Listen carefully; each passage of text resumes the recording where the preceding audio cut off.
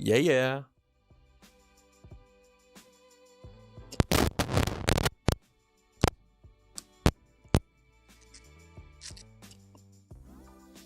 What is up, everybody? Jeez. Get this thing hooked up.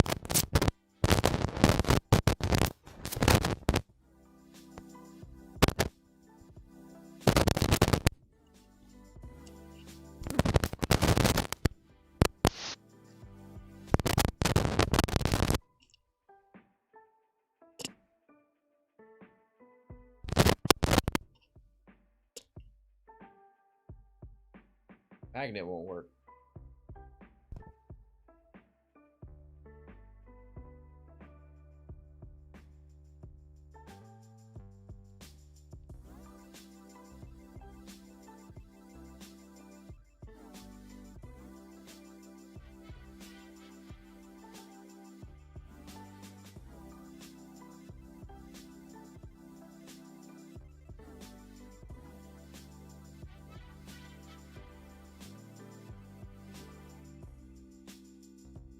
There we go. I think we got it.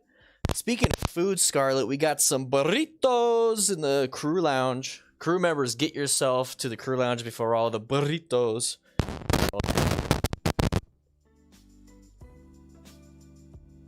What's up, Mallory? How you doing?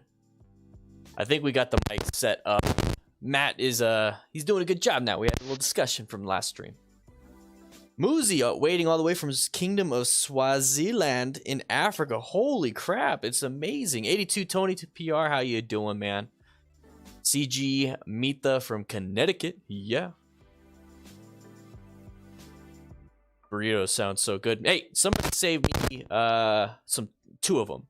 Save me some two. I want a bacon, potato, and egg, and then steak and egg. Save those.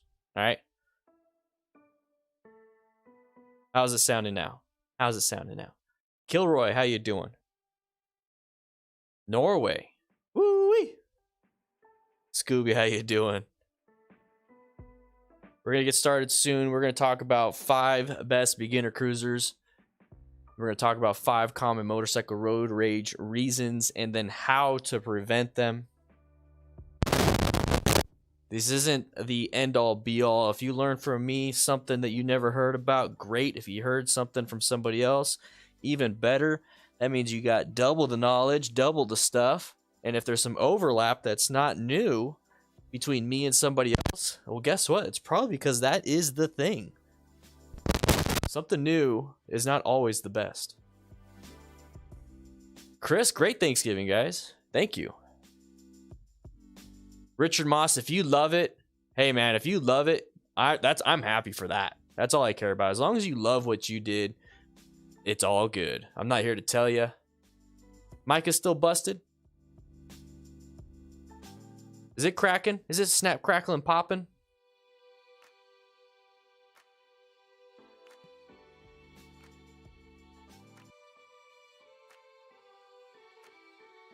Let me know what it sounds like. I don't want to be snap, crackling, and popping. Even now? Ah, yep, it is. It is.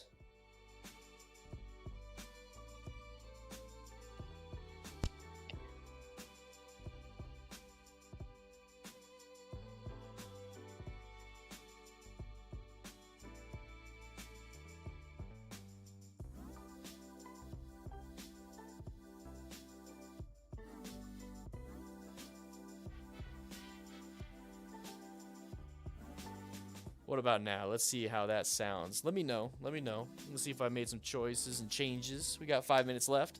Everyone get in to the crew lounge.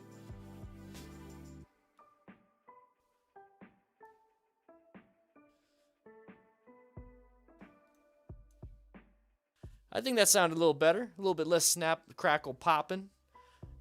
Anybody got any Rice Krispies for me? Anybody got Rice Krispies? There we go.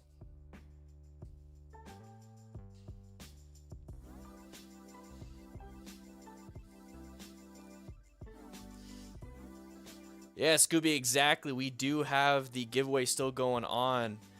November entries are solidified. I will be tallying them up and announcing them on Friday. December is on its way, starting now.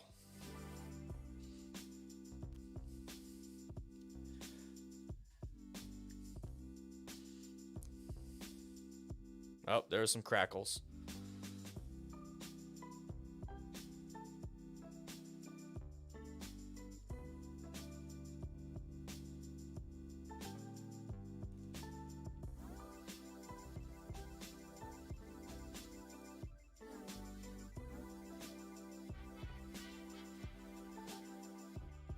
SV650, yeah, it's a great bike. Same thing with the MT-07.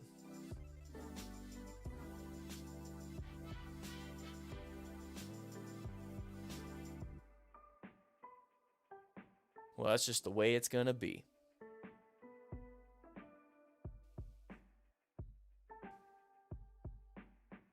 Amy, that's an amazing bike, and that's actually on one of the 5 best beginner cruisers 2020. So it sounds like you got an amazing bike and something. Get in the crew lounge, guys. Get in the crew lounge. Grab yourself a drink. Grab yourself a burrito. Only crew members, though. Only crew members. Scarlett. Inside joke. Yamaha Bolt, I love the look of it. I really do.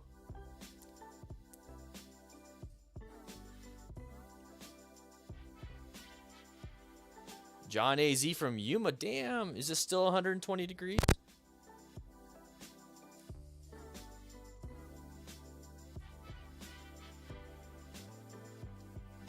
Guys, make sure you sign in. Let's see if we can get 100 likes in the next 2.5 minutes. Sign into class by hitting that like button. Also, if you would like to become a member, join today. Click that join button to become a YouTube member.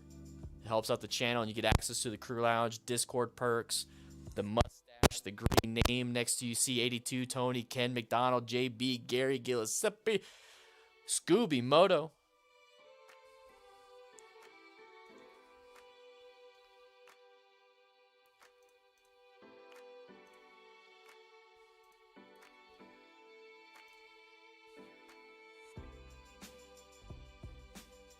We actually got a new member right before the stream. Ajisai. Welcome, baby. Richard Moss, I think you're going to do great. 12 break has you worried. Do not worry too much. You're going to be going through a class, learning a lot of new things. Trust me, there's been a lot of improvements, a lot of things in 30 years. Go into it with a beginner's mind, and you're going to do amazingly well. Kurt with the NOK 55.0. Thank you for that donation. Truly do appreciate it. Woo!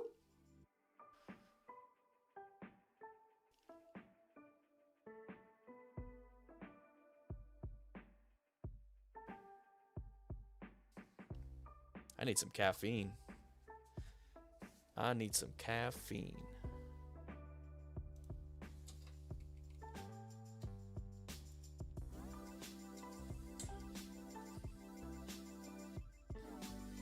No problem, Finlay. Do not worry. Join the Discord. That's free. And it's 5,000 plus members of crew members. Woo.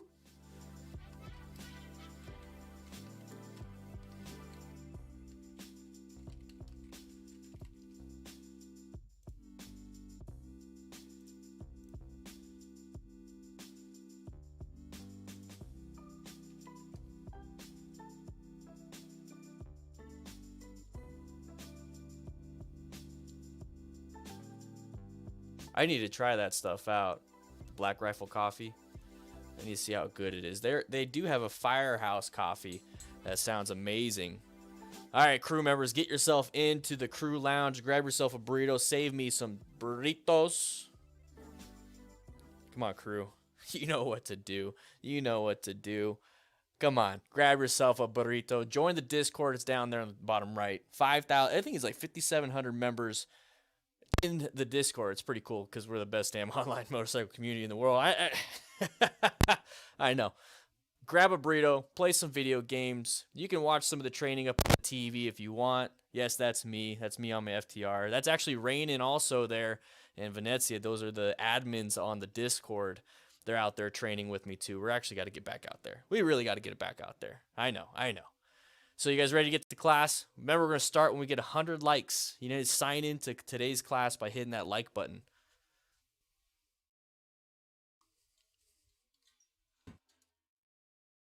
Remember, you got to sign in. You see right there, it says sign in right underneath Kurt. Got to sign in. Gots to sign in.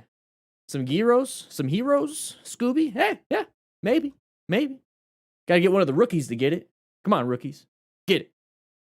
We're going to be talking about some crashes. We have 5 common motorcycle road rage reasons and how to prevent them. A nice little discussion when we go back to the office. We're going to do the 5 best beginner cruiser motorcycles of 2020. I do have some links for that.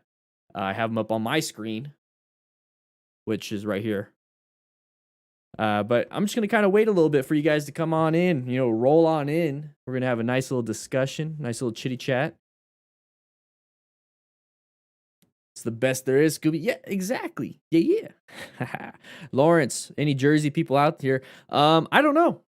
We have quite a bit. When you join the Discord, you can you'll see some people have like their state and their country next to their name. So it's actually pretty dang cool.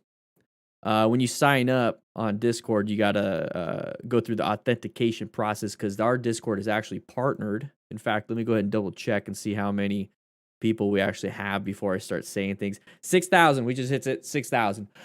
Oh my gosh, we just hit 6,000. I got to update this whole thing then because I've been saying 5,000. So let's go ahead and boom, 6,000. That's golden. So join the Discord. It's 6,000 people. Let's go ahead and let Nightbot know. Nightbot gets a little crazy. I can't wait to start this thing. We only have 50 likes. We start at 100 because you have to sign in. Okay, you won't get credit for today's class. I see 84 of you in class, 91 of you in class, but I only see 53 likes. That means half of you guys pretty much are not going to get credit. You're not going to get credit for today's class. I got to send this in. Come on. Let's go ahead and do this. Let's go ahead. Let's go to the huh? What? No. I get it. You're telling me a rookie was in my office? No. Why is the rookie in my office? Is supposed to do the crew lounge and get my no, let's go to the office.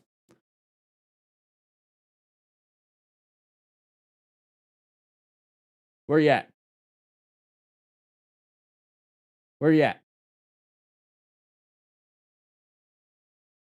Scarlett, I think you're making that up. I don't think there is a rookie here. I think you just wanted to get in that comfy chair. All right. So while we're waiting for everybody to show up, here you go. We're going to go ahead and have your names scrolling on the screen. We're going to talk about some stuff. We're going to wait for some people to get in until we get 6,000. We got 6,000 people in the Discord. Until we get 100 likes. Okay, remember you got to sign in. I know, rookie Scooby. I know. Lawrence, you're in. Woo! Joined the Discord last week after the stream. Awesome, Lawrence. So, Lawrence, say something in the lounge and then, ask in the lounge, honestly. And, people are probably at work, maybe getting off work, getting close to it around your time. So you might get some luck maybe after 5 p.m. your time. But we got plenty of people. We got a lot of people from different areas. We got California, UK, Germany. Sound off. I want to hear it. We're Texas, Arizona, Australia. I saw some Africa. Where are you guys from? Where are you? Iowa? Gizmo, how you doing? Gizmo was actually a nickname I had during my first fire academy, or my first career fire academy. So it's actually my second fire academy. Okay, anyways, I went to a fire academy. I got hired. I had to go through another fire academy, and then I resigned from that fire department, and I went to a fire department in Tucson. Had to go through their fire academy.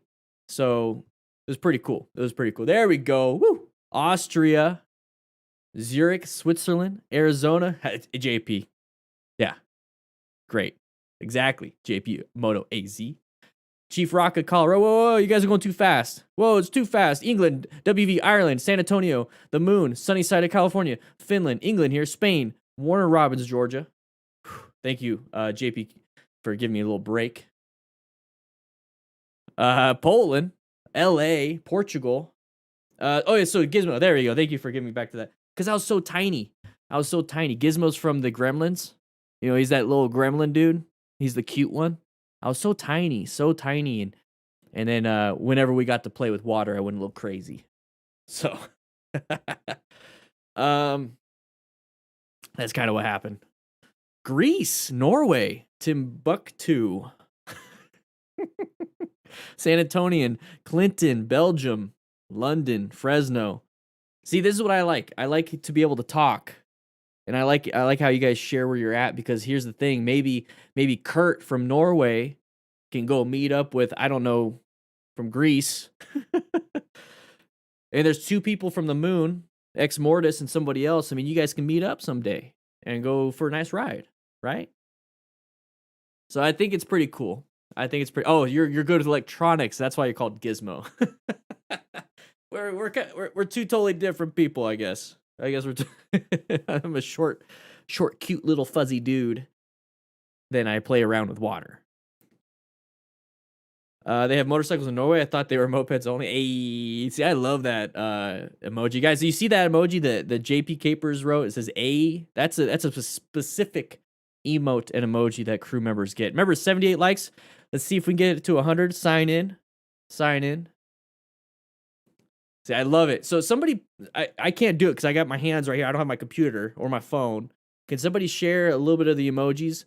Speaking of which, I want to hire somebody to make some better emojis for the stream. Guys, 2021 is going to get insane. Absolutely insane. And there's so many different things that I want to do. I have so many ideas, so many plans. 2020 was very eye-opening. And I can't wait to share. But I can't. I get too excited and I start saying stuff and it's like a month or two out and then people forget. And then some people ask and I'm like, now I can't say anything because we're actually trying to do it. You passed the beginner MSF after watching your vids. How long should I ride before intermediate or advanced? So Tatsu, I'd ride around until you get a little comfortable out on the road. And I'm researching right now something called automaticity. So you're going to get to a point where right now you're probably looking at your hands, you're looking at things, and there's just so much stuff, and it's not natural or a habit to do it yet. Once you get into the mindset and start riding and you realize, oh, I'm not looking at my hands that much. Or it's like, oh, I'm starting to recognize patterns and I'm just kind of enjoying it zoned in, and I'm starting to see things that are sticking out that I don't have to search for. It just kind of comes to me. Same thing with the hand movement. That's when I would start taking it. That's when I would go to advanced class. That's where I would go. I would go into an advanced class once the beginner habits start to really take shape and it's automatic now. That's what I would do. You don't have to go straight into the intermediate class. You want to go ahead and master some of those fundamentals. But definitely go take an intermediate or advanced class. Definitely. So just kind of save some money, just relax a little bit, maybe buy yourself something or just save it and then boom, take the class in a little while. Do I think it's best to buy a dual sport like a Honda 250L or a normal bike like a Duke 390 for the very first bike? It all depends on what you want to do, because you're saying dual sport versus street bike. I think you're going to have a lot of fun with the Honda 250, honestly. Because then you can actually practice your traction loss stuff off-road. So you can actually go off-road and you get a feel for that rear tire slipping and sliding. And then when you get on the street, it's like, oh, I know how to handle this. But if you only have the Duke, you're not going to be able to do that off-road stuff. So you're going to limit yourself to only street. But that's fine, because maybe that's all you want to do. If you just want to do street, go straight to the Duke. If you want to do both, I would go for the dual sport. If you just mainly do 80 street, 20 off, that's what a dual sport's for. Get yourself 80-20 tires or 50-50 tires. It's a great bike. super nuanced, super not straight to the point. I know you guys want like definitive answers from me. You give me like, should I get this or should I get this? And I see that, and I turned a simple question and answer to, well, here's this for this, and here's this for this, and there's no right answer because they're both right. And that's one of the things that I love about motorcycles, and I love about this community is that there's always something for someone. And there's always something for some direction you want to go. Like if you want to go off-road, boom, get an off-road bike. If you want to do on and off, get an on and off bike. If you want to just do street, get a street bike. But now you want to just relax while on the street. Okay, now narrow it down even more. Relaxing movements, get a touring bike, get something more upright, the ergonomics. And then all they originally asked was, what kind of cruiser should I get? So it's like, what do I do? What do I do? I'm hoping I give you too much information so that you can make a great educated decision, Galen, but you're still here. Thank you. 84 likes, guys. Once we hit 100 likes, let me go ahead and refresh this. We'll go ahead and get started. We got a lot to get over and talk about. Yeah, advanced classes are so fun. And that's the cool thing is that they really do challenge you. They challenge you so much. And that's what I really love about it. So don't be scared that you're being challenged. Don't be scared that, you go into these, even a beginner class, you're gonna be like, man, this is really hard. Or some of the stuff's easy, but this stuff is really hard. Well, it's supposed to. You're taking a class to learn something that you don't know. So once you get into motorcycling and you feel comfortable on the beginner stuff, and you're like, I'm gonna take an advanced class, and you get there, you're like, oh man, this is really hard. I don't know how to do this. That's the point. You're gonna suck at it in class. That's why you practice and work hard towards it. So yeah, Matt, you have to sync up your phone.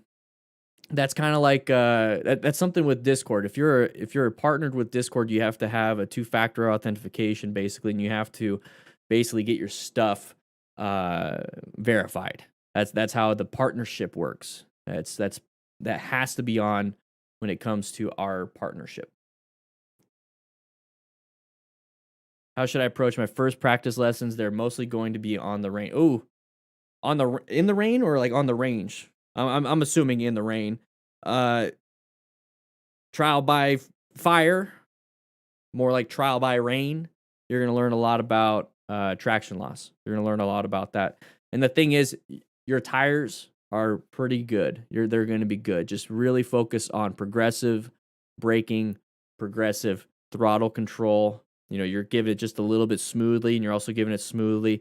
And the cool thing is that if you're doing the beginner class, you're not getting any higher than 15 to 20 miles an hour. So you have plenty of runoff. You have plenty of room to do those things. Listen to your coaches. Listen to what they have to say. If they tell you to do it this way, do it that way. If it contradicts what I'm saying right now, please do it how they say it. That's really important, guys. I don't want you guys going to class and saying, well, Dan or Moto Jitsu or Moto Trek or MC Rider or any of these people that teach anything online, they said it to do this way, but the instructor's saying it to do that way. Don't argue with them. Do it their way. Because here's the cool thing, like I said during the intro, is that you're going to hear something from me, you're going to hear something from them and the other MC Riders and all those other people online, and they're going to have differing opinions. Your coach is going to have a different opinion too on a lot of things. And you're going to get information from him, her, him, her, all these other people. Take it all in. And now you have it all. You get the benefit as a beginner, as a student, you get the benefit of taking everybody's knowledge. As an instructor, a lot of times, all I have the benefit of is just teaching. I too have to research. I too have to listen to other instructors to get more well-rounded. That's right, Scooby. All right, guys. You're rate limited. Oh, man. Sorry. Damn, I didn't know that. Let's get to class. All right, everybody. You guys ready to start this? We're going to go through some crashes first. We're going to get ourselves warmed up, and then we're going to talk about the 5 beginner motorcycles, okay? All right, here we go. Yeah. Wally, woo! Thank you so much. Thank you. Here we go, guys. Lots of red lights. Slow it down. We're not paying attention, and I just knew it was gonna happen right there. Oh, putain de merde. Yep. Yep. La, la, la, la. What was that? Did you guys hear that too? He's like, all right. So right here, guys, this is what I want you to see. We're traveling, and then we see these red lights. These red lights indicate that there's something going on, okay? So whoa. There we go. Jeez. Somebody playing with the markers here? These red lights are indicating that there is something there, okay? You're 2 lanes. You can only see 2 lanes. You only have 2 lanes. You have this right here. We have a bunch of lights. We got to be very, very, very, very, very careful. Okay, go into orange stage, be prepped and ready, because, you know, you don't anticipate that you can just keep going when you see all lanes are blocked with a bunch of bright red brake lights. We're getting closer, getting closer. If you notice, and I'm just going to point this out real quick, is that this car kind of blends in with the rest of the cars with all the lights. And that happens with the light refracting on the GoPro. But remember, your shield is also doing that too. So it really blurry. Look how blurry it is. Okay, so be very careful with that when you're out in the rain. So for those of you that are taking your classes pretty soon out in the rain, just remember when your shield's down, it's going to be hard to see. So be very careful. So now we're going to go ahead and talk exactly, Steve, why did he drop his bike? We're going to be moving forward right here. How did that bike just immediately just dump down? Okay, and one of those things is going to lead into the other. Okay, so we had all those brake lights. We were traveling at a decent speed, or let's go back a little bit so you guys can see. We see a bunch of brake lights. We're not slowing down. And then all of a sudden, we're going to get closer and closer. And this is probably when he perceived and he reacted to his braking. And the problem is that if you're zoned out, white stage, not paying attention, it does not matter how good you are at braking. If you panic, it's going to override a lot of your skill. It's going to override a lot of your good habits. And you're going to smash that front brake. And when you smash that front brake in a panic brake, this is what happens. That front tire, when you smash that front brake, it stops that front tire because there's not enough mechanical traction. In order to get that mechanical traction, you have to get weight on that front tire. In order to get weight on that front tire, you're going to have to slowly press that front brake so then the weight transfers to that front tire. And when that weight transfers to that front tire, it's going to start to sink in. Now you can give it more brakes. And it's going to really lock into that road. And that's that mechanical traction. That's why they tell you to make sure your tires are warmed up. That's why they tell you not to go crazy when you first get new tires, because it needs to be scrubbed in, warmed up, have that natural scrub when it comes to the tire itself. Don't use a sander. Please don't do that. But that's what's happening right here. And there's the dump. Now, it's wet, so he's going to slide. Now, there's going to be obviously those injuries and abrasions. Hopefully he's doing fine. Hopefully the bike's fine. That's why you wear full gear, be a smart rider, acquire and utilize personal protective equipment. All right, here we go. La, la, la. Nighttime riding, same issues. I love that he's using his brights. Go ahead and use your brights. Woo. That was quick. So we're going to have to discuss that really quick. Now, this is the one thing I want to discuss, is that he's using his brights when there's no other vehicles. It's perfectly fine to me if there are other vehicles, because honestly, my brights aren't that bright compared to a car light. Do what you want to do. I personally will use brights if I feel like I need that vision. If I don't need the vision because there's not enough street lights, I'll turn my brights off. But here's the thing. He's using his brights so he's able to see more. He has better vision at night because nighttime brings low visibility. And that's what got out. A little coyote. I think it's a coyote. But he was able to see it in time because of the high vision of his bright lights, his high beams, whatever you want to call it. And that's the thing, is he was able to see it and now do progressive braking, which is a fundamental skill. Okay, you don't need advanced skills to avoid this. You just need to have your fundamental skills you learn in class, but you need to see. That's one thing that we don't teach a lot. It's one thing that's not hyper-focused because it's not quantitative. You can't test somebody on stuff like that. So right here is why we do after action reviews. I want you to see these things so that it now burns an image in your head. Oh, I remember there was a coyote in that one video, and oh wait, he saw it because of the high beams. I think I'm gonna start using high beams so I have better visibility. That's what I want you guys to start doing. All right, moving over here. Whoa. So with this one, you have low visibility. You see how you can't see? The line of sight is a big problem. So we're gonna get up to here. Now the person in the Prius didn't see anybody, didn't recognize anybody was coming out. So the passenger's gonna open the door and get out. It's a very big hazard for motorcyclists, but it's not something we anticipate. As soon as we see that, we should straighten it up and be able to brake. We're not going too fast here. We're not going that fast. We can brake, or we can find an escape path, which is what he did. Now, rev bombing isn't going to solve the problem. Rev bombing is just going to let them know that you were there. It's not going to solve the problem that you are there and the door is opening. Okay, so they're already going to be scared by some motorcyclists hauling past them. They're like, oh crap. Now the rev bomb did nothing for that. It's not going to educate them. It's not going to say anything. It's just going to let you get your release out. My biggest concern is that you're not as safe as you possibly can. So just maximize your safety by not rev bombing and then staying looking forward, because we have a ton of problems coming up. Okay, look at all that. We have pedestrians, other traffic we need to be worried about, not so much rev bombing and looking that way. So we're riding, we're next to traffic, we're increasing our speed, very high density area, non-issue. It was a merging thing. It's only an issue because we sped up into it. I wouldn't be too concerned. There you go, same thing, he just went by. All right, we're just trying to jockey for position, and so are other cars. And that's one of the big problems with motorcyclists, is that if we jockey with a car, we get hurt. If a car jockeys with a car, they just scratch paint and transfer paint to each other. Here, we can get severely injured and die, okay? Non-issue right here, just move around it. Now, why would this person do this? Okay, that's a good one right there, okay? So this person's getting into this lane right here, possibly terrible turning radius on the vehicle, probably didn't recognize that they couldn't turn left by getting into the right lane, so last second they got into the left lane. They didn't see us because they are so focused on what arrow is what. They don't want to get behind a bus. They decide, screw it, I'm going to go in the left lane.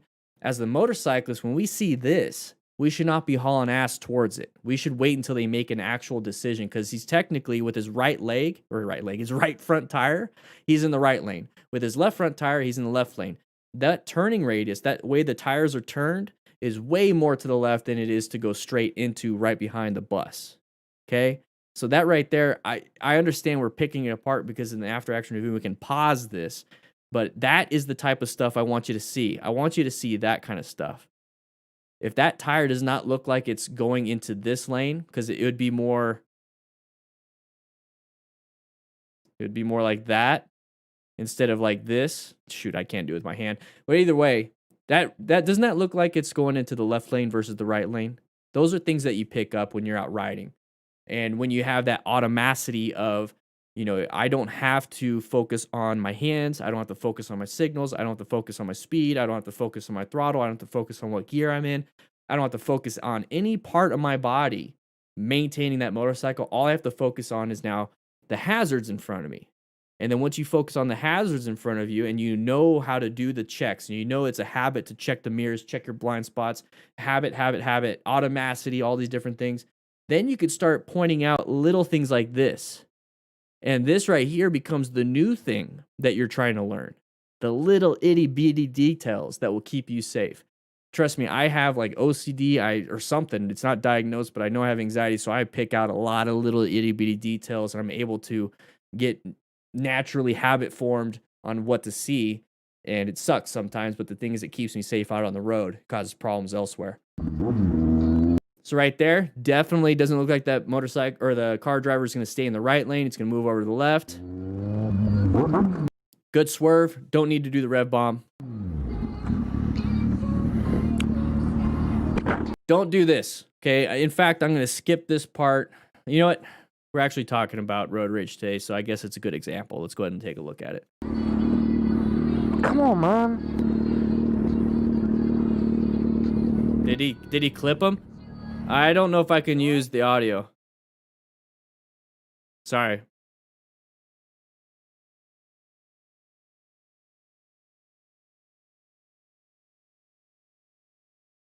He's saying it's damaged.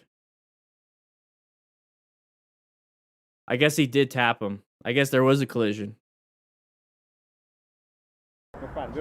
No. You went to the right lane. I had to skip the You went music. to the right lane, and then you shifted to the left. All right, so now we're moving. This is a cool view. This is the front suspension. You see how it's constantly moving? And it's still... Oh, great job. All right, here's the suspension. It's bouncing. He went wide in a turn. He straightened it up and started to lose traction right there. We'll go ahead and talk a little bit more. Oh, ça va? Attends. Calme-toi, calme.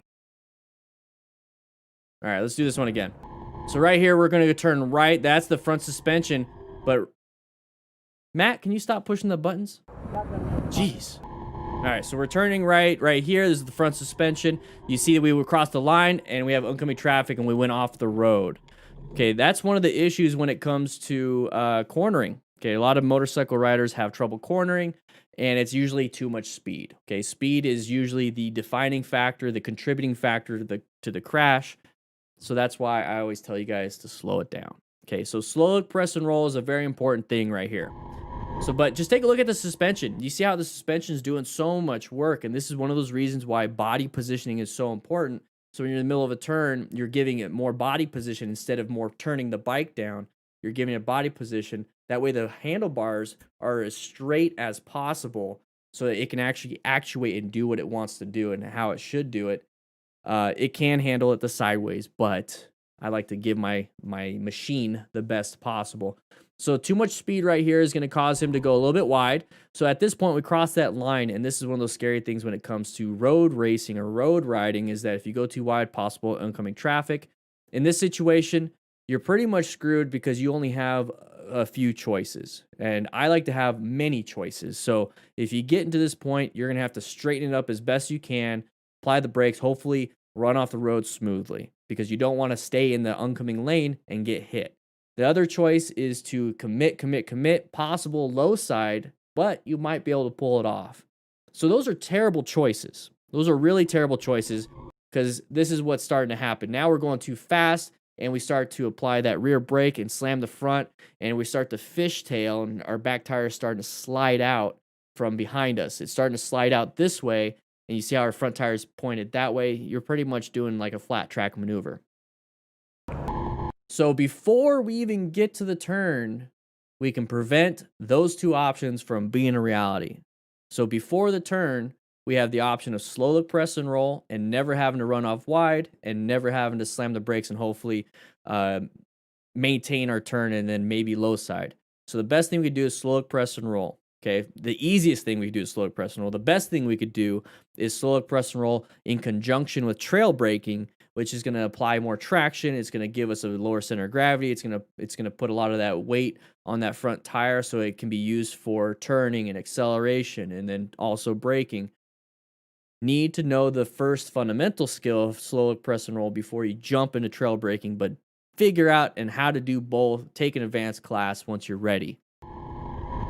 So right here, slow look, press, and roll, and start trail braking. So now we're going through the turn nice and easy, nice and smooth, or appropriate speed. If we went too fast, apply a little bit more trail braking, but maintain our path of travel.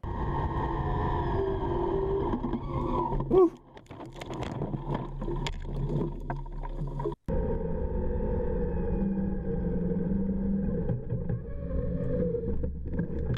Yeah, I mean, once you get into that position, there's not much you can do. Not much you can do. You panic, or you crash, or hopefully you don't do any of that. Attends. Calme-toi, gros. This is after the crash. Are we learning how to pick up the bike? See his injury, how he's like doing this. Possible knee injury. All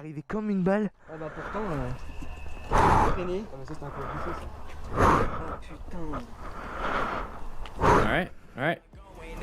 So this one has music coming up, but this is kind of a cool thing. So take a look at this.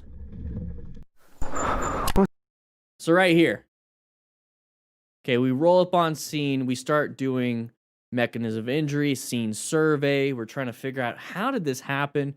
Not because we want to be inquisitive and be like, we have the fear of missing out. We don't have FOMO. We're like, man, how did this happen? I want to know, and then do nothing with it. What I'm trying to get at is, how did this happen so that we can recognize what type of injuries? You see how the bike's on its left side. I'm assuming there'd be left-sided injuries because there could be a low side, but I need more information. So that's all I know right now. Oh, ça va? Attends. Calme-toi, gros. Calme-toi, gros. Oh. So he's picking it up. So you see the scraping on the ground? That came from the peg. So it was on its left side, and it was sliding, okay? So then right there, I'm thinking left side injuries to the rider. So it looks like a low side. Oh bah putain. Vas-y, pose. And you can see how the slider's bent. So that means he came from that direction, okay? If you came from that direction, what's the part of the road that we're looking at now? See how he's limping? And you can see how on his pants, it's low and it's a little bit high, possibly injury on that left side. He's wearing full gear, so it looks like he's doing fine. She looks a little upset. What do you guys think with this road, with how this looks right here? Do you think maybe he was going too fast around this turn and then low-sided? It's on the left side. No, maybe because if it's on the left side, I don't know. You start to play around, so maybe that could be the possibility. Doesn't sound so right when it's on the left side. Oh, j'ai vu, t'es arrivé comme une balle. It'd be on the right side, right? Or maybe I'm thinking wrong, and he was coming down this way. I don't know. It's a weird thing. That's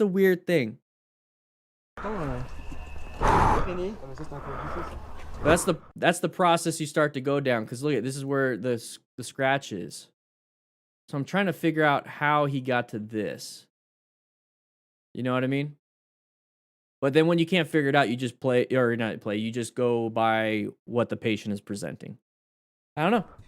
You go with what you see at that point. Okay, I gotta mute that, or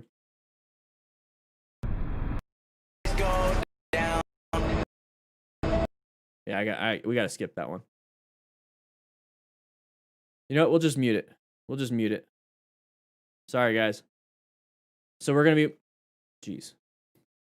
moving forward. We got music playing. It can't do it. Copyright. There's that side of the vehicle. Gotta watch out. Good braking. Go ahead and restart that so you guys can see it from the first start. So we're gonna be riding down here. You see the vehicle. Now you see it starting to do something uncommon. Side of the vehicle. Great braking. Move on to the next thing soon. Did a good job. Move on. You got your sharp turn right here. Same person. Side of the vehicle. Good braking. And we move around. Sorry, guys. There was music during the whole thing. So let's go ahead and go back. Let's go ahead and take a look at this. You know, we're just gonna have to skip it. Sorry, guys. The music will get this stream taken down. I think you guys understood. All right, so we're moving side of the vehicle right there. The rev bomb doesn't do much. This is what I want you guys to see. That right there, side of the vehicle presents itself. That is a path to travel possible violation. The rev bomb doesn't do anything. Thank you for letting them know. Not a big deal. Merging can be a huge issue out on the interstate. Cutting off another car. Gotta be very careful. You see how you can see it from back here? That's what I like to do. I like to sit back in traffic, and I like to watch the dum-dums do their thing up front. Because if that person did hit that car, if it did hit that car right there, I have this much room right here to slow down or swerve. It bought me some time to make a choice. I like to sit back. If you were right up on that car, when that person cut you off or cut that person off, man, you would have had to make a split-second decision. Split-second decision. This is why you have a good space cushion right here. This right here is why he can just be like, dumb.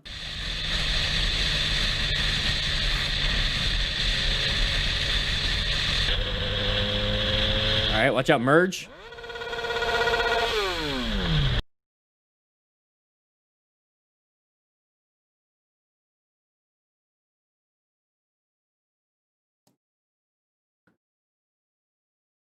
there was plenty of room for you just to slow it down, let him in, call it a day.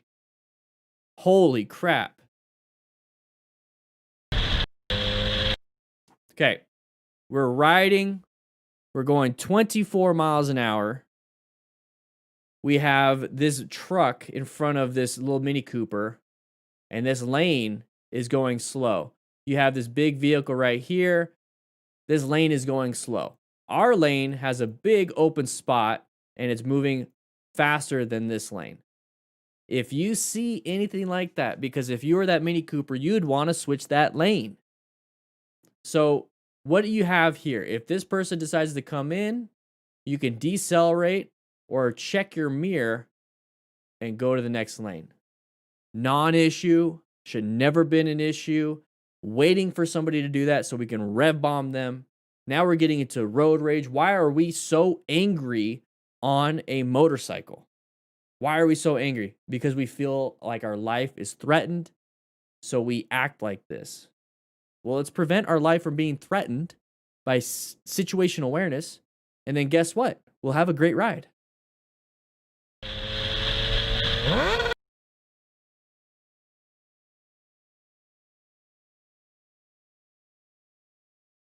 Really? We got to do that right now? I mean, look how much room we have. We're positioned for safety. We're not close to them.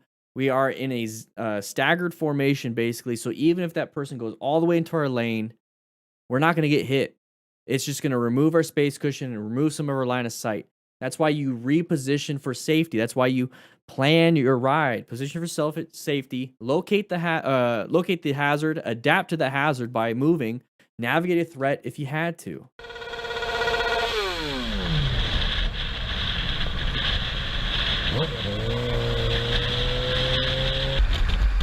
All right, right here, watch out for brakes.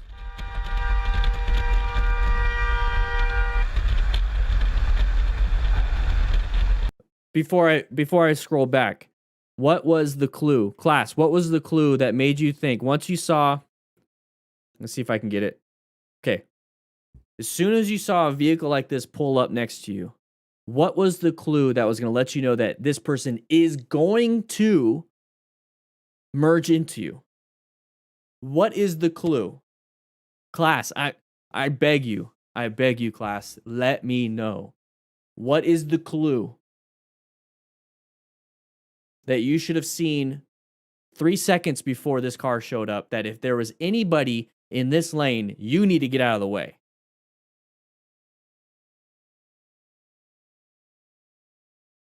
Richard, right there.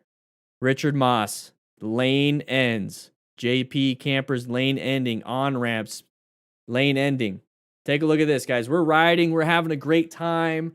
We maybe can see the vehicle in the rear mirror because the lights are getting bigger and bigger and bigger and bigger and bigger and bigger. And we know that right lane ends. You see that? I know you fire maybe a mile back. It said in 1 mile, or maybe like 500 feet back, in 500 feet, it says right lane ends. Through traffic, merge. I bet you saw that. So here's the thing.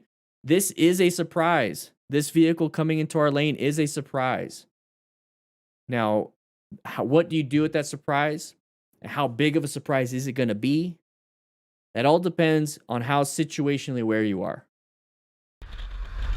So as soon as you see that you know this person is going to go for that spot, roll off that throttle. Stop fighting for your lane.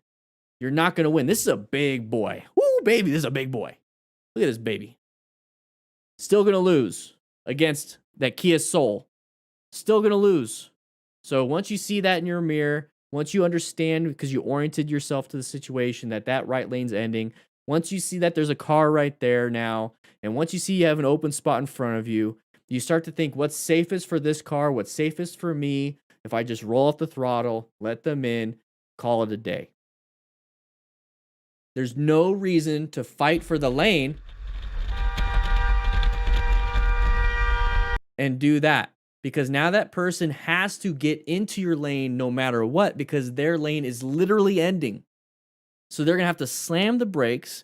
They're going to have to swerve into your lane because their road is ending. They could possibly hit you or possibly hit somebody behind you.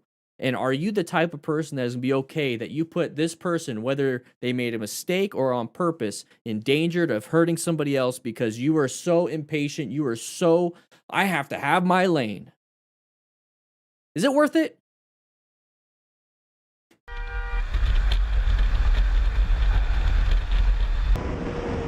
So this is out on a track. This is where you push your limits. Look at the runoff. Look at that runoff. Just in case he low sides, look at that runoff. Huge runoff. Oh, I think he fell off. I think he actually fell off. I think the rider fell off. So I think it was a high side and the rider actually flew off. And then, what's this? The rider actually flew off and the motorcycle is so balanced. That's what's really cool. The motorcycle is so balanced that it's tried to stay up and it hit the wall. But I want you to take a look real quick. This is what I want this to be known. Okay, Street Rossies. Do what this guy does. Do what this guy does. Knee down, all that stuff. Do it all here at the track. Because look at this. Look at this huge runoff. Look at this huge runoff area. Okay, my marker's blocking it all. But that's the runoff. So if you low-sided, you're going to slide, hit some dirt, and then slow down, and hopefully you never even get close to the wall. Or you can do it out on the road, and that could be the edge of the cliff, or it could be oncoming traffic and you got hit by a car. So that's why I say do it here. So high side, I think he got launched off right there, and the bike is just kind of laning. Doink. I think that's all that was.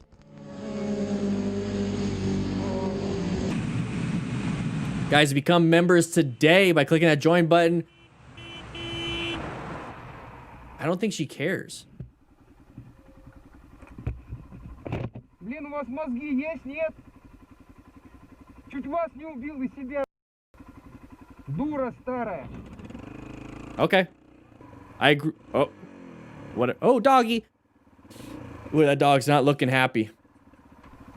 One of the things with dogs, some dogs, they don't like motorcycles. So they get very angry and agitated. And they can bite you, so be very careful. You're supposed to actually, like, juke them.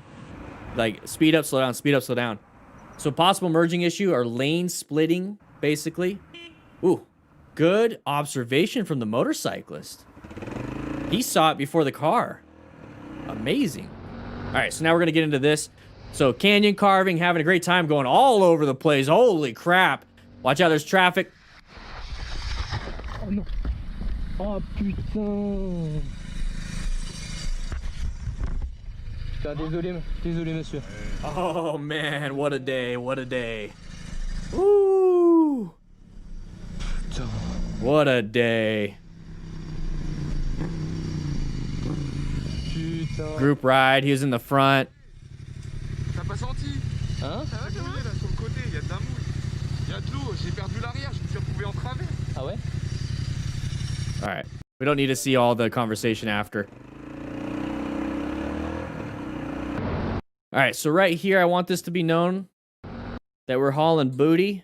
Okay, we're 8 miles, just kidding, 81 kilometers, miles, whatever you want to do. It's in the higher upper ranges. Okay, we're going crazy through the mountains. And here's the thing, we're not really focused on safety because, man, we're in and out of oncoming traffic, utilizing 2 lanes like it's our own personal track. And this is where you can get super hurt. So watch this. Just picking up speed, going through traffic. Look at, we're oncoming traffic lane. We're setting up for the outside, inside, outside, but we're utilizing the wrong lane. Oh, if you need this much lane to make a turn like that, you're in a bad spot. You should not be doing that on the road. Now take a look at the road. You got tar snakes, possible debris. We're going super inside. That's why I don't like going inside on random roads like this, especially in the mountains, because the inside portions like that, basically the edges of the road, have a lot of debris. So be very careful with that. Then now we start to see vehicles here. So we have to make this turn. That's a low side. We pushed it a little too hard. And this is exactly what I was talking about when it came to the track. And you have that big runoff. This is the perfect example of it. Big runoff on the track. No runoff here. Possible hit from a vehicle. Thankfully, he slowed down enough, and the bike actually hit the vehicle. So the bike hit the vehicle, but that could easily be your body. Your body would just go underneath it. This bike kind of stopped it like it's a wheel chock, but your body would go underneath it, and it doesn't matter what kind of gear you got crush injuries, and you're pretty much done. Okay. Now, this is the best that could have happened in this situation with how he was riding. I mean, the best thing would he actually stay on, but the thing is, when he crashed, this is the best that could happen. He's going to have to deal with that.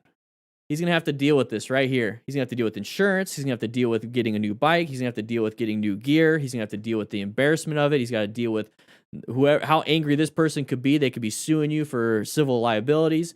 This person could have had whiplash. This person could have had injuries from the airbag, seatbelt, could have had tons of injuries. And then on top of that, there could have been a passenger. There could have been 2 people in the back seat. So now you got 4 people suing you because you wanted to go fast. And yes, this is America. People sue each other. Okay? Oh non. Oh putain. But thankfully, there's one person and they're not hurt. Désolé, monsieur. Oh putain de merde. The gear did help him. The gear saved him.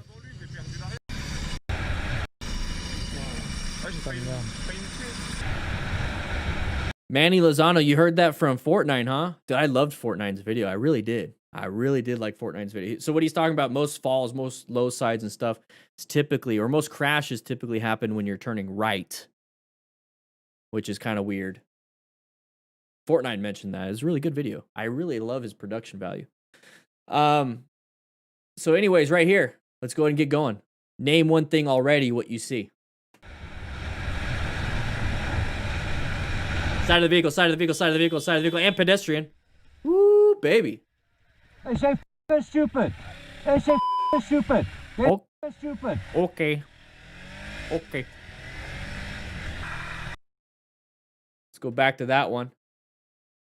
My built Techno jacket was great for summer riding. What winter jacket would you recommend for our cool AZ morning? So winter jacket, man. I have a Scorpion Exo wax cotton that Progressive Moto Club sent me, and I use that. But I have my Cool Fly Pro 2 summer jacket, and I just layer up. The big problem is definitely that wind. It's definitely that wind. The best option you could do is layer up, and that's actually the cheapest option you could do is layer up. The best option would be to buy a summer jacket or a winter jacket. But man, you know, AZ, we don't need winter jackets like 50 weeks out of the 52 of the year. So I typically just layer up for those 2 weeks that it's just super cold. I do have cold gear, Under Armour cold gear for my upper body and lower body. And then I layer up in some type of wind resistant material.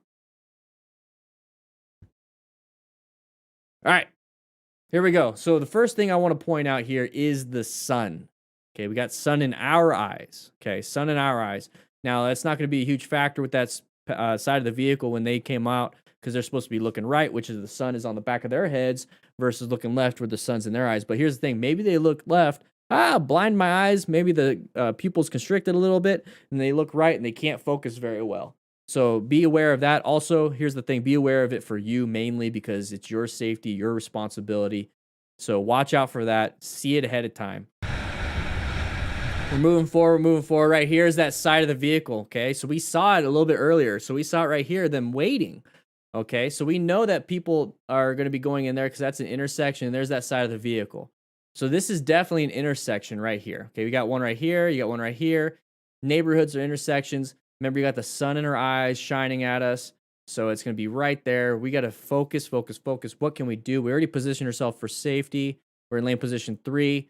This is a good lane position. It gives us the best space cushion from the left side. And also we have great escape routes to the right. And if we had to, if anybody came into our lane this way, we can escape more left. So this is actually a great position. Great position. Now we just got to utilize our vision. And right there, automatic orange stage because of the side of the vehicle. I know you guys hear my voice in your head when you're riding around. Let me know in the chat that when you're riding and all of a sudden you see the side of the vehicle, it's like, hey, JP Moto AZ side of the vehicle. That's probably what you're hearing. I hope so. And that's what you should watch out for. Orange stage, cover the brakes, get ready.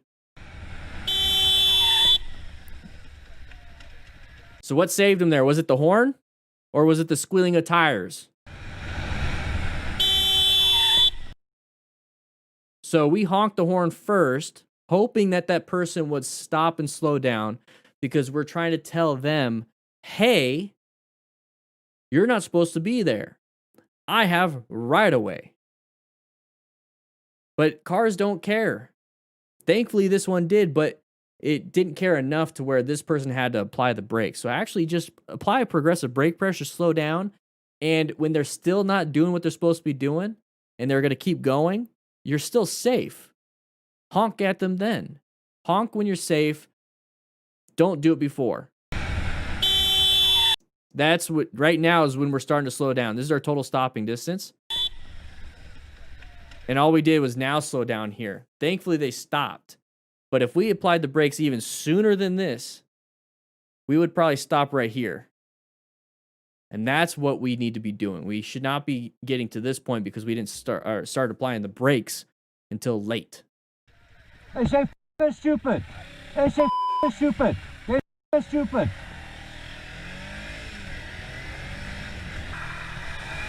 All right, we're riding, merge issue, pedestrians all over the place.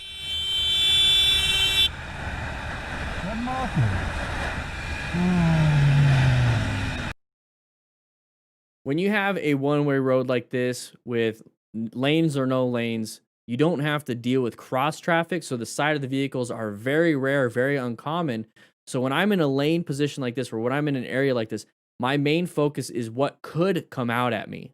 And most of the time, it's going to be that merging issue. So I'm looking for the patterns for merging issues. I see a pedestrian in the road. So now that's why I mentioned the pedestrian. The main thing here is going to be that merging and pedestrians. Very uncommon for somebody to cross the street right here. So I'm not really looking for that. Okay, I don't go to a house fire fully expecting an ammonia hydra. Damn, I'm forgetting everything. Anhydrous ammonia. I'm not expecting an anhydrous ammonia leak at a house fire. So I'm not prepped for that. I'm prepped and ready for a house fire. Jeez, terrible. Thank you, rookie. Get out of here. Anhydrous. Sorry. I just had to take a S.M.A.R.T pill. I should just put this in front of the mic. All right. Wasted time. Dan, the side of the vehicle ASMR from Kilroy 93. Same intersection. Side of the vehicle. Should have understood it. You've already dealt with it once. Lane splitting, lane splitting, lane splitting. Okay, right now we're good. Green light. Green does not mean go. Green light does not mean go. Don't fight for it. You're getting pushed. You're getting pushed. Don't fight for it. Either get out or stay. It's all the same person.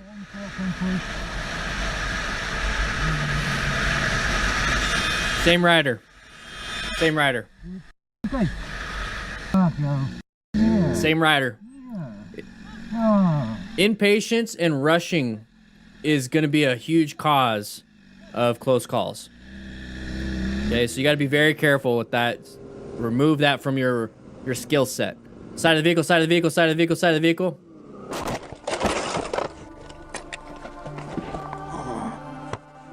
Rev bombing does not stop the vehicle, and it does not stop you. You're still on your path to collide. He's EMS.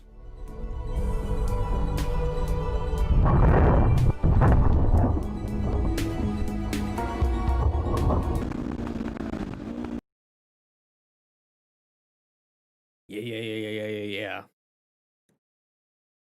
Okay, here's the thing, guys. Side of the vehicle. You see it already. Okay, you see it already. Right here. side of the vehicle, you know that there's a possible path of travel violation. The thing here is he rev bombed last second and then braked even later seconds.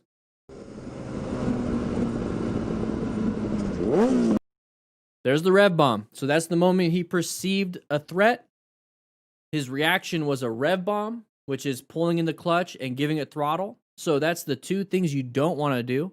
Remove power from the rear wheel so you have no way of acceleration, and then giving it a ton of throttle, which is increasing the RPMs. So now you're making a lot of noise, which is okay, not an issue. But what happens if you let go of that clutch when you have your RPM super high? You're going to either, you're going to lose control. Okay, you're going to lose control. So that's not going to be anything when it comes to saving yourself in this situation. We have to brake. So it's a neighborhood. We should be going 25. I think it says 25 right there on the sign. I think it says it right there. So we should be going at a speed that we could slow down in. We haven't really applied brakes. And right here, the impact, huge injuries to the hands, to the hip, to the face. Newbie, sign in. So right here, look. Don't do this first thing. Brake first. Brake first. That's what's going to get you out of there. So he's on the ground.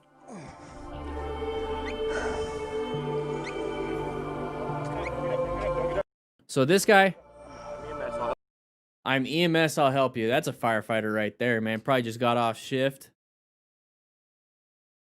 Good on this guy. Smart rider, rescue another rider. 2A, yeah. Good job. Brake and get yourself out of the situation, then rev bomb if you want.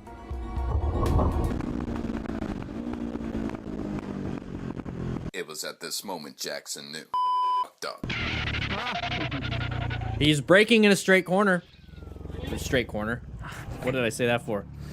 He was braking while going into the corner. Nah, shut up. He did what he had to do.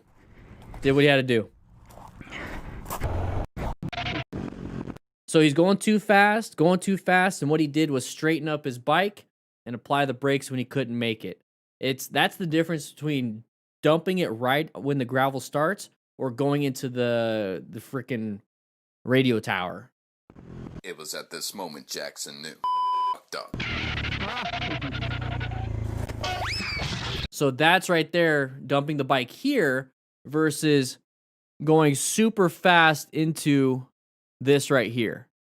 That's the difference. Now, if those are the two options you have, take this one. But how do you prevent having to do this option or going into the here? Slow look, press, and roll. Part of what I'm trying to tell you is not how do you get yourself out of this. I'm trying to tell you how to prevent it in the first place. That is the best case scenario right there. That is the absolute best case scenario in his scenario. Hopefully in your scenario, you're not here.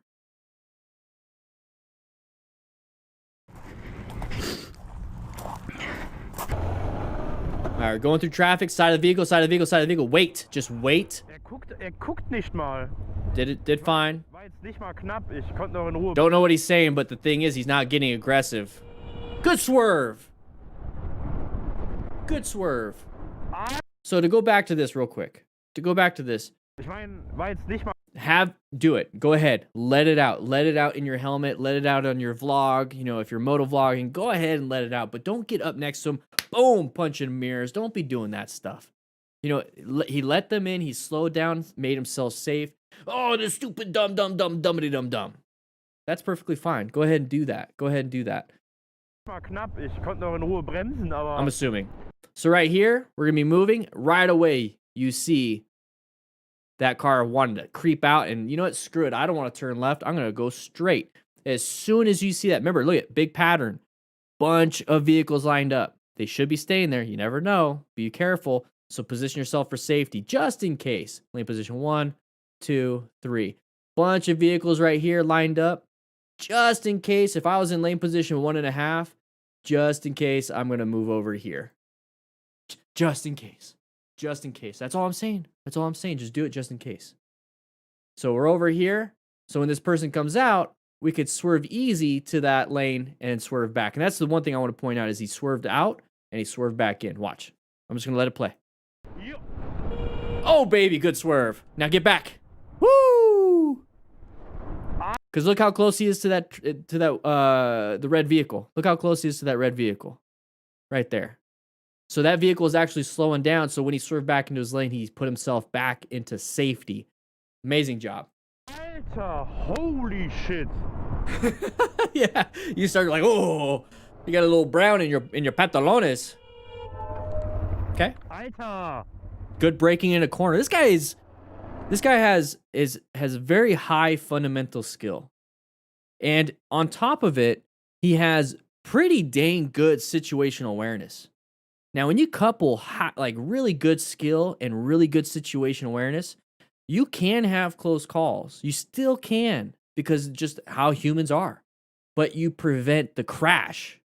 There's a lot of people that crash because they keep running into things or they don't let the person in and they just fight and then they just don't see it, but they expect that their braking's going to do the job. Sometimes you just have a close call. And sometimes it's a non-issue, but we kind of make it an issue. But a lot of these things, somebody swerving out in front of you, he swerved out of that. He's able to brake on this. Great job. Great job. The first one was a non-issue. Rechts vor links, ne? This one's that was a non-issue. Oh, here we go. See, look at the runoff. Look at the runoff. Just in case you went down. There it is. I think he panicked. I think there was a panic brake. No, maybe he hit oil. I think he hit oil or something. That was weird. I don't know what happened there. He's got full gear though. Look at up and moving.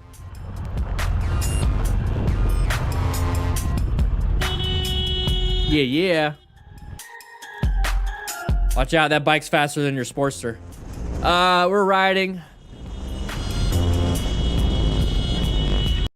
All right.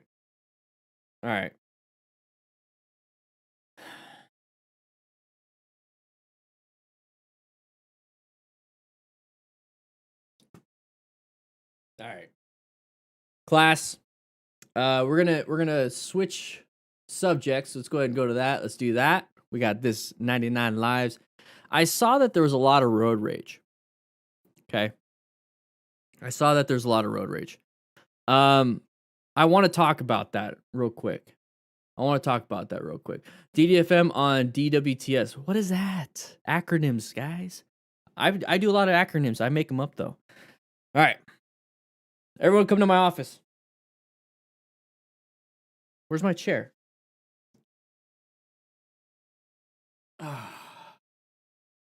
Rookie, can you grab one of my chairs?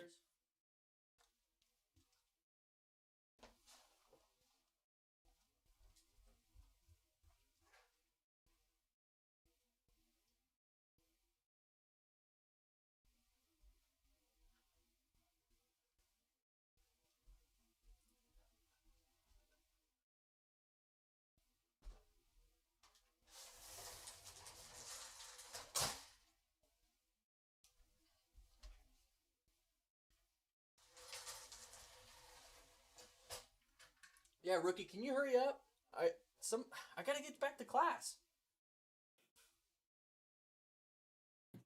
All right. There we go.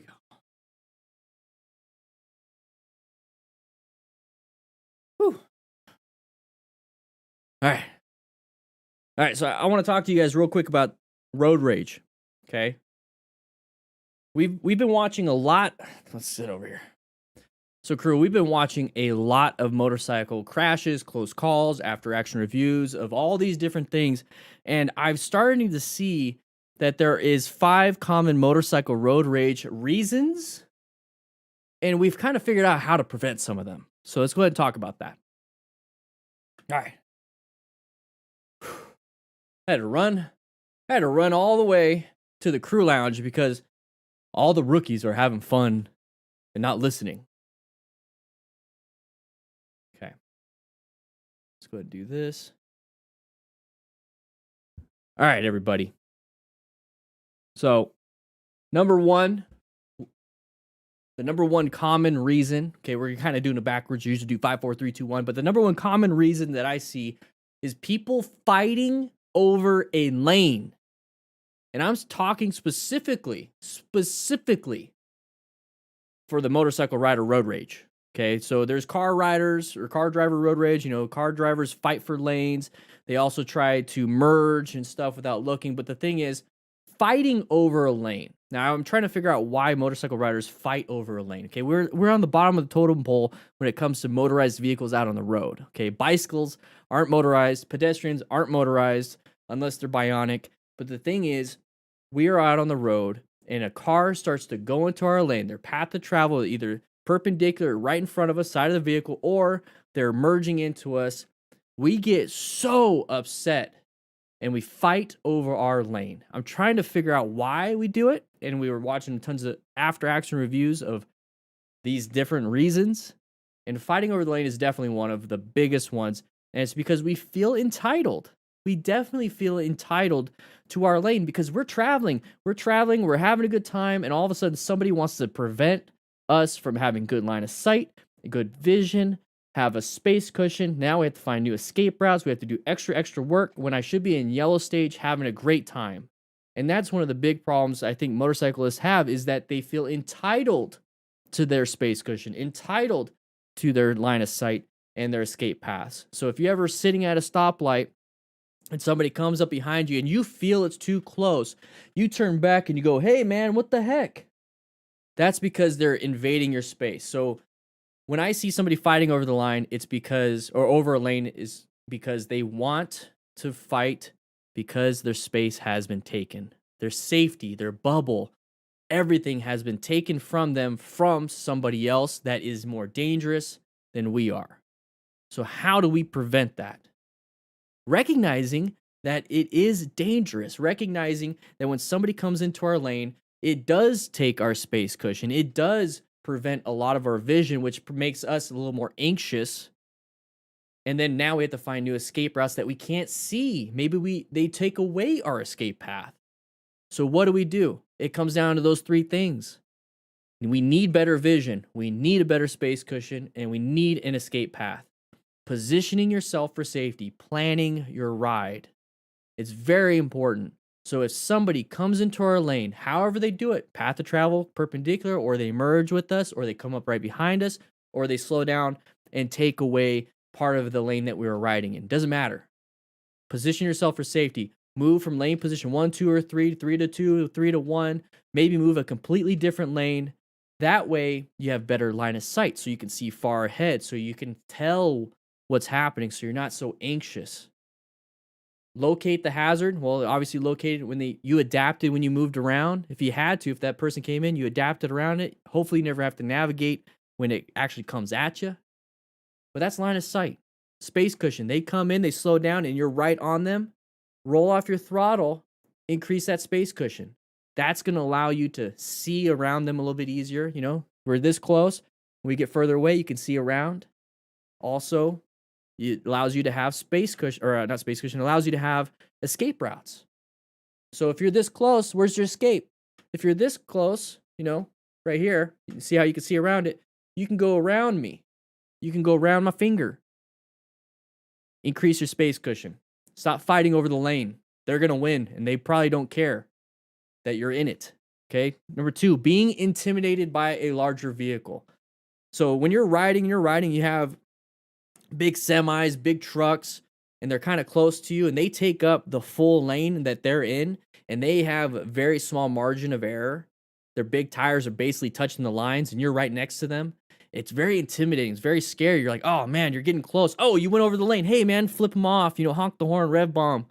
When in reality, they just kind of messed up a little bit. They have big vehicles. They are utilizing as much as they possibly can. So how do we prevent us getting road rage and getting angry with that? Well, we're a tiny vehicle. They're a big one. So if they can only use this much on the sides of their tires, and we're a tiny vehicle, we can use huge amounts of our lane. How about we just get away from it? Okay? Roll off the throttle, stay staggered. So we're not side by side. If we're side by side, we're this little car and this is the big truck, and it starts to get closer and closer, we get scared. We can move over, or we could stay staggered. So if they accidentally move over too much, we're still safe. And they get back in their lane, we're still safe. Now they're going slower and they're slowing you down. Speed up. We're on a motorcycle. We can get out of there. Don't stay side by side. Don't hang out in blind spots. The vehicle is big and it's intimidating to you because we're vulnerable. So put ourselves in a position to where we're not vulnerable so you can get out of that. Okay. So number 3, car driver trying to share our lane. This kind of goes back to fighting over the lane, but this is the intention of I just kind of want to pull up. So one of the big issues with this is when we're at a stoplight. For those of you that can't lane filter, we're at a stoplight and we're sitting at the stoplight and a car is supposed to come up behind us and stop, but instead of coming behind us and stop, it kind of goes right here and it's like in our lane and it's almost like we're lane filtering. Now you could take that two ways. One, you can take it to where you're going to get pissed. It's like, dude, this is my lane. We're going back to fighting over the lane, right? This is my lane. You get out. Or you could be like, whoa, whoa, whoa. Hey, man, you can't share a lane with me, but stay right there. It's fine. And the reason why I say stay right there, it's fine. I'm in a lane filtering position. What's the whole point of lane filtering? Lane splitting. Okay, lane filtering I think is the appropriate term, so we'll say that. What's the whole point of lane filtering? So we don't get rear-ended. So if somebody decides to come up and share my lane at a stoplight, that means I'm protected. So I don't want them to do that because then I maybe have the consequence of a cop showing up and be like, hey, why are you lane filtering? Be like, hey, man, I'm not. The guy pulled up in front of me and right next to me. I wasn't lane filtering. I was doing what I was supposed to do. I was positioning myself for safety. I didn't want to be in lane position 2 because of the oil and I would slip and slide. Then you could talk to the cop like that. The thing is, if they come up next to you, treat it like it's, oh, thank you for protecting me. It's to help you and help your anxiety so that you can focus on what's important, which is your safety. Don't focus on fighting. Focus on how do I stay safe.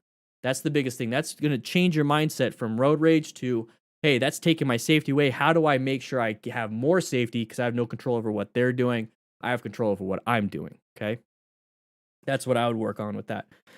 So as a motorcyclist, being stuck behind a slow car is rage-inducing, and it's actually pretty unsafe, okay?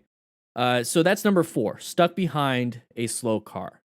So if I'm stuck behind a slow car, that means I'm kind of up on their butt, right? I'm up on their butt. They're going super slow. I feel anxious now because they could easily apply the brakes. I hit them, which I should not be in that position because I should have good space cushion. But they keep slowing down. I can't reverse, so they keep slowing down. I keep trying to modulate, and I'm now in this nasty position. My next fear is that somebody's going to rear end me, and I'm going to get sandwiched between 2 cars. Very dangerous. So it makes you have this anxiety. You're like, oh, what's going on? I hate this. So now you're constantly looking for that open lane, open lane, and you take chances, and boom, you get hit by a car going super fast. And it's all because of this dumb, slow driver. That's typically the response. That's how I feel. Honestly, that's how I feel. So when I feel that, it's like there's a vehicle in front of me going slow, removed my space cushion, my line of sight is terrible. I try to position myself as much as I possibly can to a lane filtering position so I have good line of sight, but I'm still stuck behind this vehicle. That gives me a good opportunity of getting hit from behind. How do I make myself safe? And that's the mindset we're starting to transition to. I don't want to talk too much about road rage anymore. I want to talk about how to prevent it. How do we get ourselves out of that situation so that we are safe, which will prevent the road rage from ever occurring because our mindset switched to responsible safety? Get yourself out of that lane as soon as you can. That's it. And if you absolutely have to, I know it's illegal in a lot of areas. You're in a lane filtering position. You're stuck right here behind that vehicle. Here's a lane that's moving, right? Lane that's moving, that's open up. And you're stuck right here. If you have to, lane filter and get around. If you have to, if it's just one vehicle. Because your safety behind that vehicle, you can get hit. You want to just get around. But if this is a lane that's moving fast and you can't safely go around and get in because maybe you have a low CC motorcycle, just lane filter and go through. No coach is going to tell you to do that because it's illegal in most states. But I'm going to tell you right now, I don't give a crap. I want to make sure I am safe and I don't want to get hit, and I'll deal with negative legal consequences later if it means that I'm safe. I'd rather do that. I would rather not be in a wheelchair. I'd rather fight something in court, a small traffic infraction, okay? Get yourself out of there, because the main focus is line of sight, space cushion, escape paths. Do what you have to do. Don't hang out behind a vehicle. Number 5, car merging into our lane. And now here's the thing, without looking, okay? Now we talk about motion-induced blindness, inattentional blindness, but this right here is mainly that inattentional blindness. If you're side by side with a vehicle, this is us, side by side, and they come in and then they go into your lane and they almost clip you, so you're kind of moving like this, or they do hit you. The thing is, they probably did see you. They probably looked for you. To you, it felt like they didn't. So inattentional blindness, when they see something, I'm looking at something. Okay, I bet you guys didn't notice that these glasses and then this right here, this candle is kind of separated a little bit because you're focused on me. You didn't notice the discrepancies of my desk, which one of the rookies messed up, because you're focused on me. Same thing with car drivers. Car drivers are looking for other cars. Car drivers are looking for things that will come out and get them and hurt them specifically. Potholes, other cars, big semis that they get intimidated by. They're not looking for other motorcyclists. So they look at you, see you, and like, what the heck is this? There's no cage around him. You know, I'm looking at him right here, but my brain says, nope, don't worry about it. Focus on something else. That right there, Robert with the $20 donation. Thank you so much. Woo! That right there is a huge problem. So a car's merging in front of us. So we feel like they're not looking. They truly are. We're going to have an argument and get nowhere. So what do we do to prevent any of that car merging into us? Position ourselves for safety. Put ourselves in a staggered formation. Understand that car drivers have inattentional blindness. So even if we are side by side, there's a good chance they still won't see us, whether we're in a blind spot or literally side by side, and I'm looking at them through their mirrors. Doesn't matter. Assume the worst. Assume inattentional blindness. So when you understand that, and there's a possibility of them merging in front of us or into us, it all depends on where we are positioned. So if you position yourself in front or behind in a staggered formation, it doesn't matter if they come into your lane without looking, right? Because you're right here. Now, if they come into your lane without looking, and now we're here, we have a bad line of sight, we have bad space cushion, and we have a bad escape path, we roll off the throttle, increase it, or we switch into the lane that they were in and take over there. Constantly move around. We're on motorcycles, guys. We're on motorcycles. We are able to move around and navigate these things and adapt to different things out on the road. And I know when you're out riding, you love the feeling. That is the feeling you have when you're riding around. You're able to just, man, there's a pothole. Woo, baby, moving around. Oh, there's cars coming up. Oh, let's go in between. Let's do this. Oh, we got to turn. I'm going to get nice down. We're having a great time. Why are we getting so upset when a car just does this? Stop doing that. Stop doing that. Keep watching the after action reviews. Keep learning. Keep practicing. Have good situational awareness. Be a smart rider, everybody. All right. Class. We need to get back to class. Rookies, grab all the non-members. Grab them by the hand. 2 by 2. Take them to class. Crew members and above. See if there's any more burritos left. I am starving. Let's get back to class.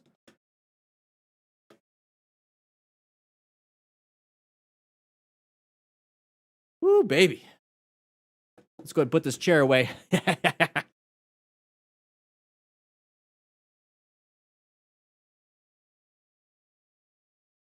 Oof. What's up, guys? What you guys doing? How you guys doing? Just taking a look at some of this stuff. Not a big deal. Whoa. You guys ready for some more? Let's go ahead and get some things moved around. Woo-wee. 82. You know what? Hey, I'm gonna go to the lounge real quick. I'll go to the lounge. I'll go ahead and go to the lounge. You already down there? You already down there? All right. You already down there? Where you at? Make sure there's still some burritos. Oh, there's still a crap ton of burritos. 82. Can you grab 2 of these and take it to my office, my own personal fridge? It's under the desk. Yes, I know there's a lot of crumbs. Bring one of the rookies and go ahead and clean that up. Guys, join the best damn online motorcycle community in the world. We do have training. You see it up on the screen. That's Raining right there. Woo, look at her doing those turns. Get it, get it, get it. We also have some training out here with some video games. So if you can't get out on the road yet, if you're underage or you just don't have a bike, play around, have some fun. Some foosball for your situational awareness. Know where you are, hit the ball, blah, blah, blah. Grab yourself a burrito. There it is. Grab yourself a burrito and take it to class. Let's go back to class, guys.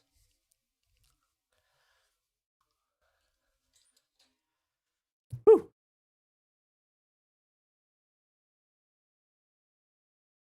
Make sure you guys sign in by clicking that like button. That's how you guys get credit for today's class. Yeah, this right here, I think one of the rookies was chewing on it. We have a big problem with rookies chewing on things at the firehouse. All the pens, my see-through cup, there's like chew marks all over it. It's like they're teething. It's so weird.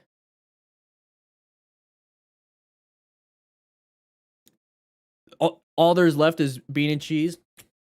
All right, I guess I'll have to do that. All right, you guys ready? Let's do some more. Side of the vehicle. Good brake. Whoa! So side of the vehicle, he applied the brakes. That rider gave it more throttle without seeing what happened first. Marines eat the crayons too, though. So I'm actually pretty happy rookies only chew on this. Quick shout out to 99 Lives. Great stuff. I think he's absolutely the best motorcycle crash compilation editor right now. Check him out. Seriously, 99 Lives. All right, so we got side of the vehicle right here. So we're going to now apply the brakes and apply the horn. Guess what? The other person didn't see it when we saw it. So this is actually a great example of 2 different perspectives, basically. Perceived, reacted, and since they didn't go so fast, they're able to have stopping distance before the vehicle happened. The other rider on the other side didn't see it as soon as they did, possibly the same reaction and possibly the same stopping distance, but perceived it later.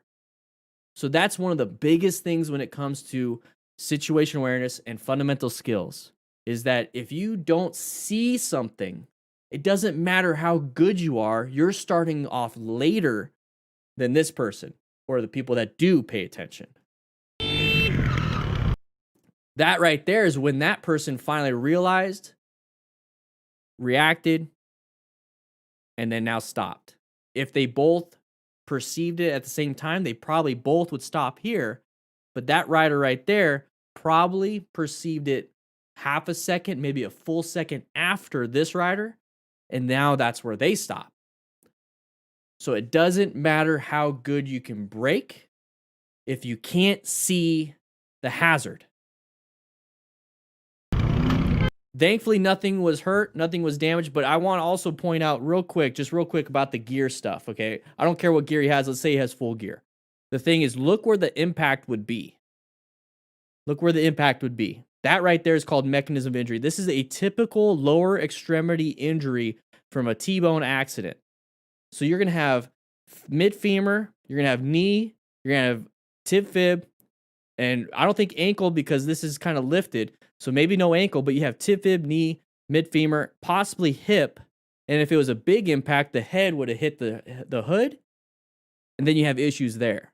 This right here is a great example of mechanism of injury. Thankfully, he's not hurt. I want you guys to see that. So if you're going to help somebody, let's say there's an open laceration in the leg right there, it's probably a crush injury.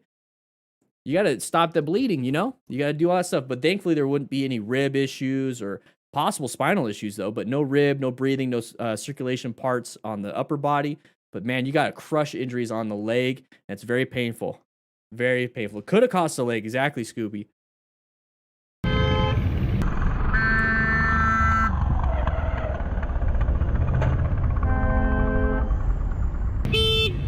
Tá certo, seu palhaço? Limitless NRG. Yeah. So I love that part, but real quick. I'm from Scotland, just got my full license a couple of weeks ago. Congrats. Been learning on a CB650R for the last couple of months. Great bike. Do you think it'd be okay getting a 600 Super Sport for your first bike? I mean, your CB650R sounds like you're golden there. There's not much you need.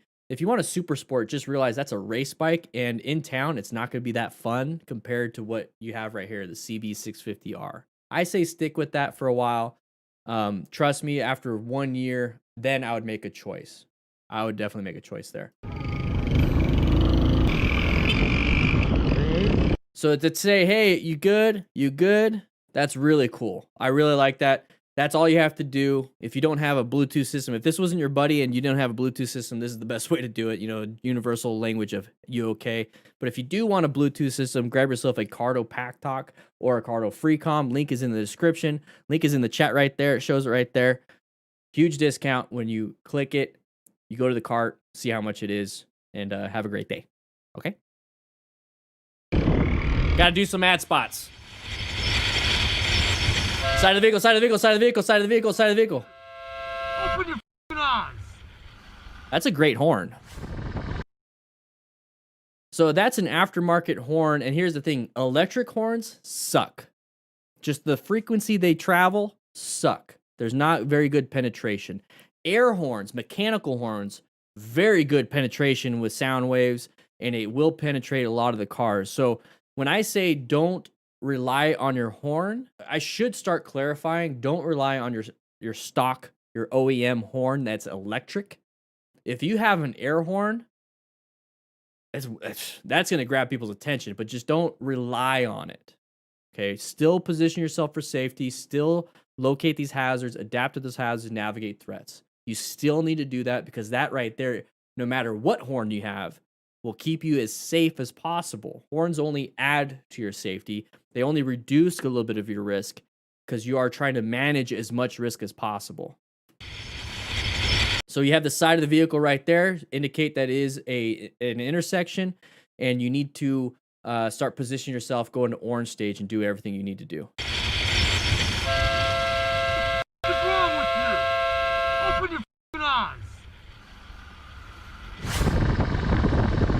Side of the vehicle. Good braking. Good. Oh, never mind. That was a lot of panic. That's fine, though. Dude. That's fine. Did what he had to do. Okay, no. Be careful, buddy. You just almost killed me, man. I know, I saw you. I saw you last night. My bad. Got you, bro. This is actually a very good video for multiple reasons, and I don't want to focus too much on all these reasons because I can talk way too much. So we're going to stick to two things. We're going to try this out. On this, I just want to stick to two. Let's do three things. On this one, I want to stick to three things that went right, went wrong in this video. So number one, I want you to notice that we're going to an intersection and we have terrible line of sight to the left. So the one thing I feel like that went wrong is that we were not prepared for this, okay? Right here, I don't think we're prepared. So what we could do to prevent that, or to be more prepared, is to go into orange stage, cover those brakes, and position ourselves a little bit more to the right so that we have a better line of sight to the left. Okay, that's one thing. As soon as you see that right there, that vehicle, that's definitely going to be a path of travel violation. That is a one-way road, so he's probably going to make a left turn, and he's able to do that.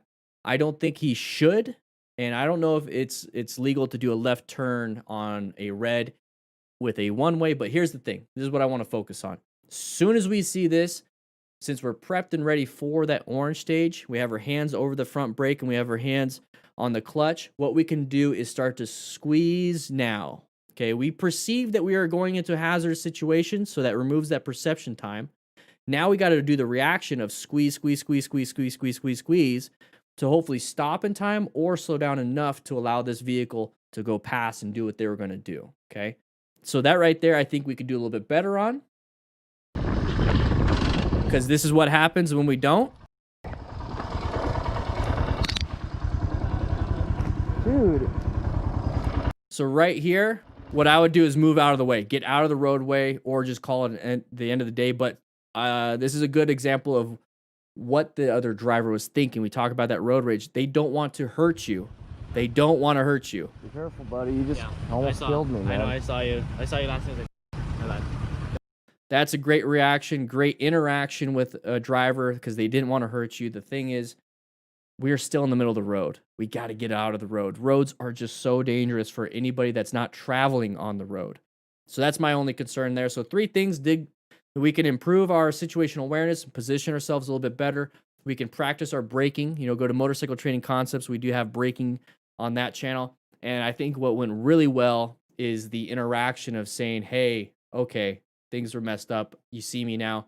Great. Cool story, bro. Move on with your day. I think that's great. Gotcha, bro.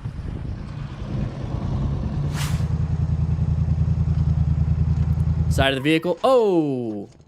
See, I didn't even realize that would have been the possibility. Very scary. What the f? I have to be there at a meeting right now, man. I'd be checking my back, checking my body. My bike is done. As much as I love my bike, Serious? I need to make sure I'm okay. Yes. Subscribe to 99 Lives. Great stuff. Great stuff. Oh. That's right. We do have a gear giveaway going on right now, Scooby. I am tallying up the November entries, and I will be announcing the winner to the November gear giveaway this Friday. December, we're already tallying up some new ones. So if you want to be entered into December, click the link in the description or click the link in the chat. So right here, we're coming up to the stop sign. Let's go ahead and move this out of the way so I can show you exactly everything. So we're at a stoplight. So we can line up right here. We can line up right here and then anywhere in between. Okay. So what I would do is line up where those lines are. Okay. Hopefully that is going to allow whoever is not paying attention behind me to find a bigger gap to swerve out of the way. Now in this situation, it doesn't matter what this guy did. He was going to get hit. And that's just a terrible spot. Terrible position to be in. So in that situation, what you want to do is make sure you check your body first. Your bike is your bike is your bike. That car is the car is the car. Check your body. Great observation, Dave. I didn't even think about that because I was so focused on lane positioning. Look at that. Dave, thank you so much. The sun is blinding. Great observation. There's not much we could have done, you know, in terms of preventing the accident because we can't change this fact. We can hopefully position ourselves so that we can be in a better position so we don't get hurt. But amazing observation. So that's an obvious factor in why that driver behind us didn't see us. So when we see something like this, make sure we're checking our mirrors. Like that person's not slowing down in the mirror. That person's not slowing down. Oh crap, and jump out of the way if you had to. Great observation. This is what I love about AARs is that I might not catch everything and I might be wrong on stuff, but that's why we have the crew. The crew is the damn best, I swear. If you want to be a crew member, click the join button. We actually have had 0 crew members join up today. It's kind of weird. Are all the rookies like, is it because they stink? Nobody wants to be on the crew because the rookies stink. Hey, Scarlett, can you just take them out back? You know, just spray them. Thank you. Appreciate it. What the f? I have to be there at a meeting right now, man. Are you serious? Yeah, your body can really get hurt from that. You f yourself. Mario, you stink. To go take a shower. All right, we're turning right. Watch out for this. There could be debris. That guy moved into our lane. Non-issue. What are you doing? Get off the train tracks. Get off the train tracks. There's 2 turn lanes. Ignorant. That's fine. Use the 2.5. If you need some help, ask Matt. He's outside flying the drone. That's fine. So we got 2 turn lanes.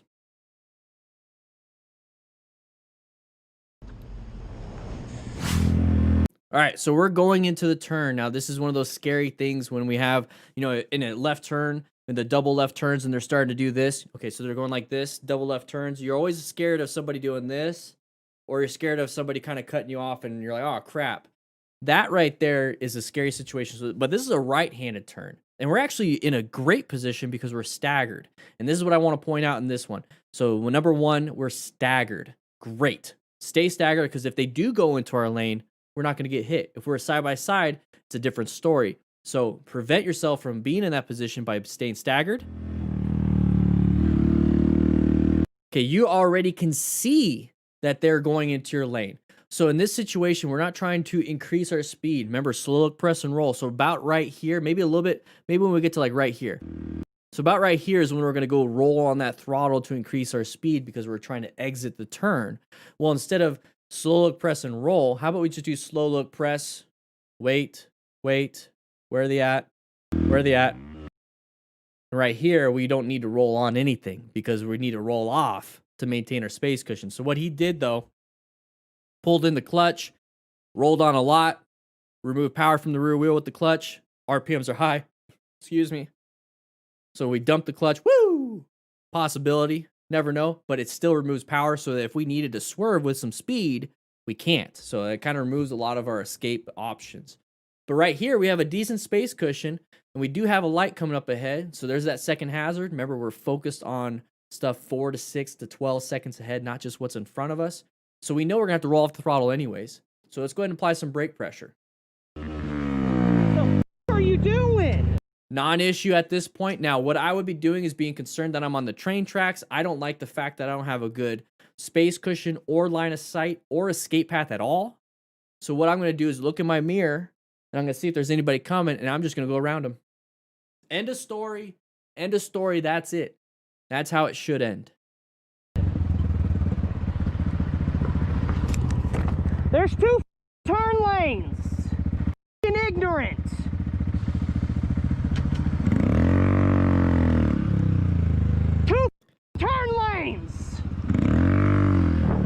So if the original goal is for us to turn left, then I would have just kind of waited or positioned myself off into more of a lane filtering position so I have good line of sight. So just in case they did back up, I wouldn't get hit because I was right behind them, because I still want to turn left. So I understand you want to turn left. Great. Move off into a better position.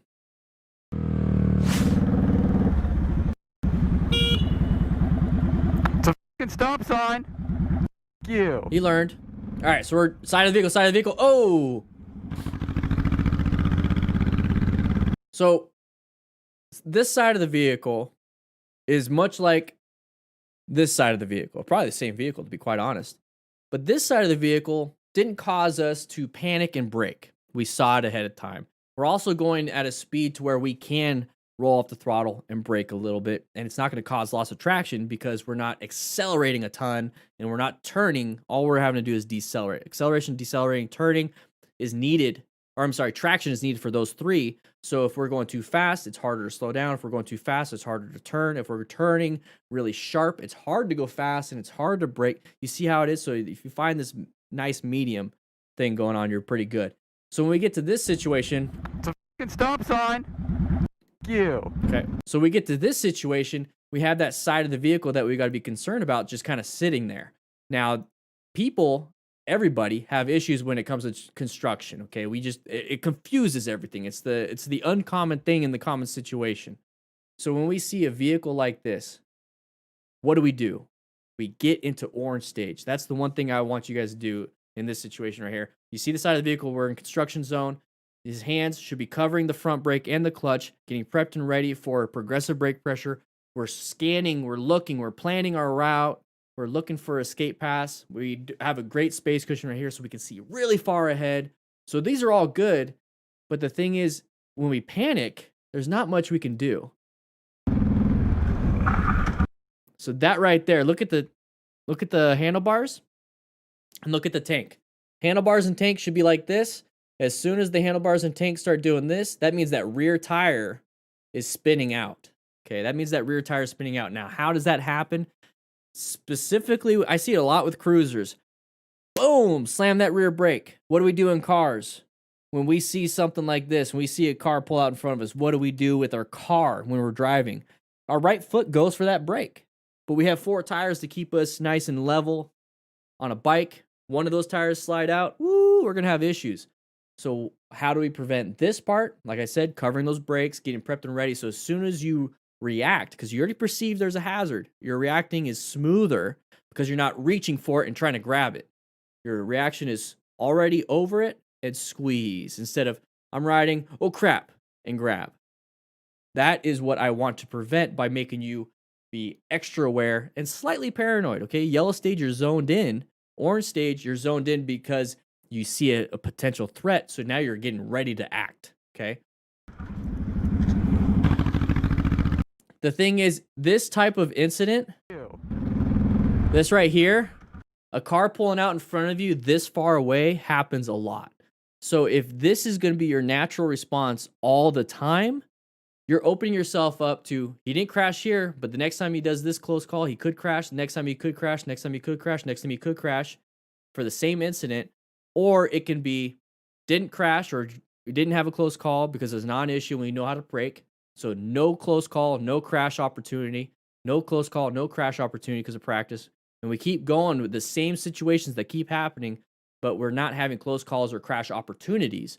When we low side, or not low side, when we fishtail like this, that's an opportunity to crash. Okay, next time this happens, we do the same thing. That's an opportunity to crash. Next time this happens, opportunity to crash. So this right here needs to be worked on. This right here we have no control over. This right here needs to be worked on. That's the beauty of after action reviews. We're learning from this. So if you are in a position, I'm not criticizing the rider. I'm saying if you're ever in this position, that means you need to practice. If you feel like this happens to you too much, practice your braking. Practice your situational awareness.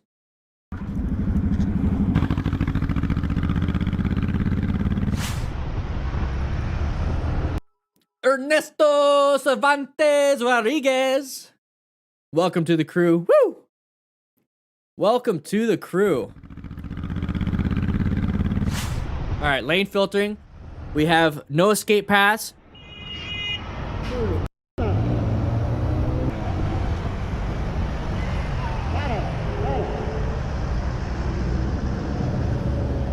Ponte a la derecha. Ponte a la derecha. Ponte a la derecha.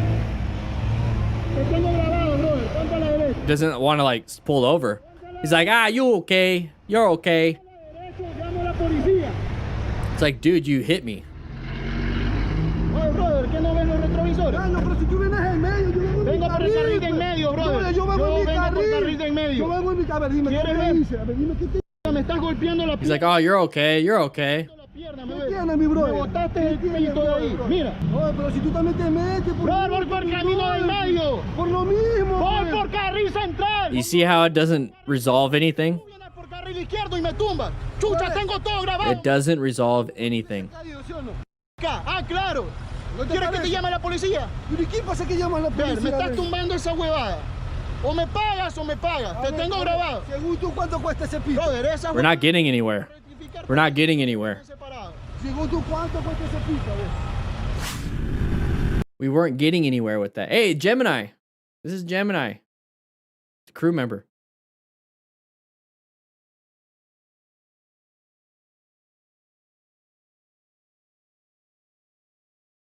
Is the video acting funny?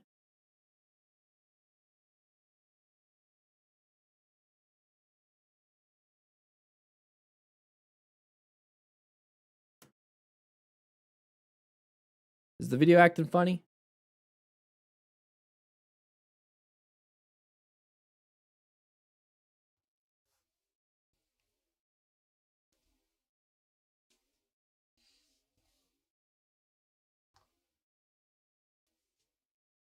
All right, so I just reset.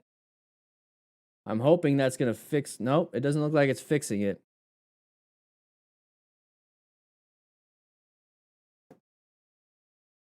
Yep, skipped frames.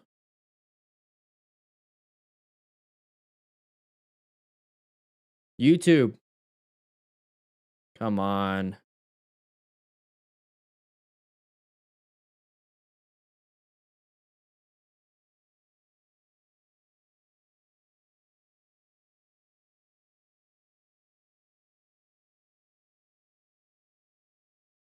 Yeah, consistent issues. Now, YouTube acts funny every once in a while.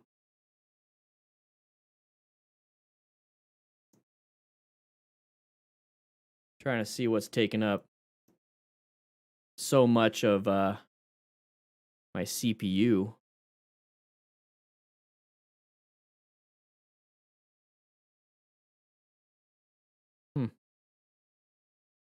Consistently inconsistent. You're right. Yeah, it's well, it's only 25% CPU use.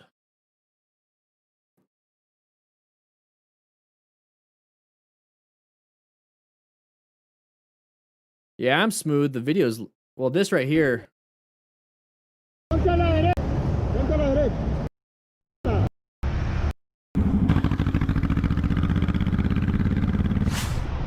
All right, so this right here, let's see. I'm gonna be moving around and see if it's laggy. Let's see if it's laggy. Let's see if that's laggy. Jeez. It looks laggy as heck. It looks laggy. Yep. Galen, I don't know. Galen, I don't know.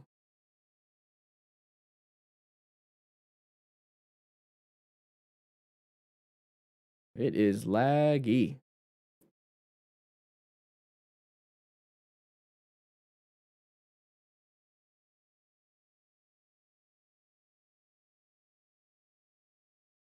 I think Matt forgot to put the quarter in the internet box.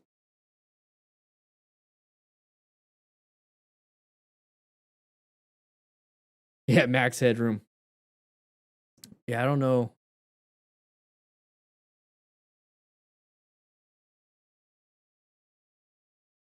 Up next. It's like super duper. Claro. ¿No quieres que te llame la policía? ¿Y qué pasa que llaman la policía? Me estás tumbando. Let's see if that changes things. I don't have a ton of tabs open.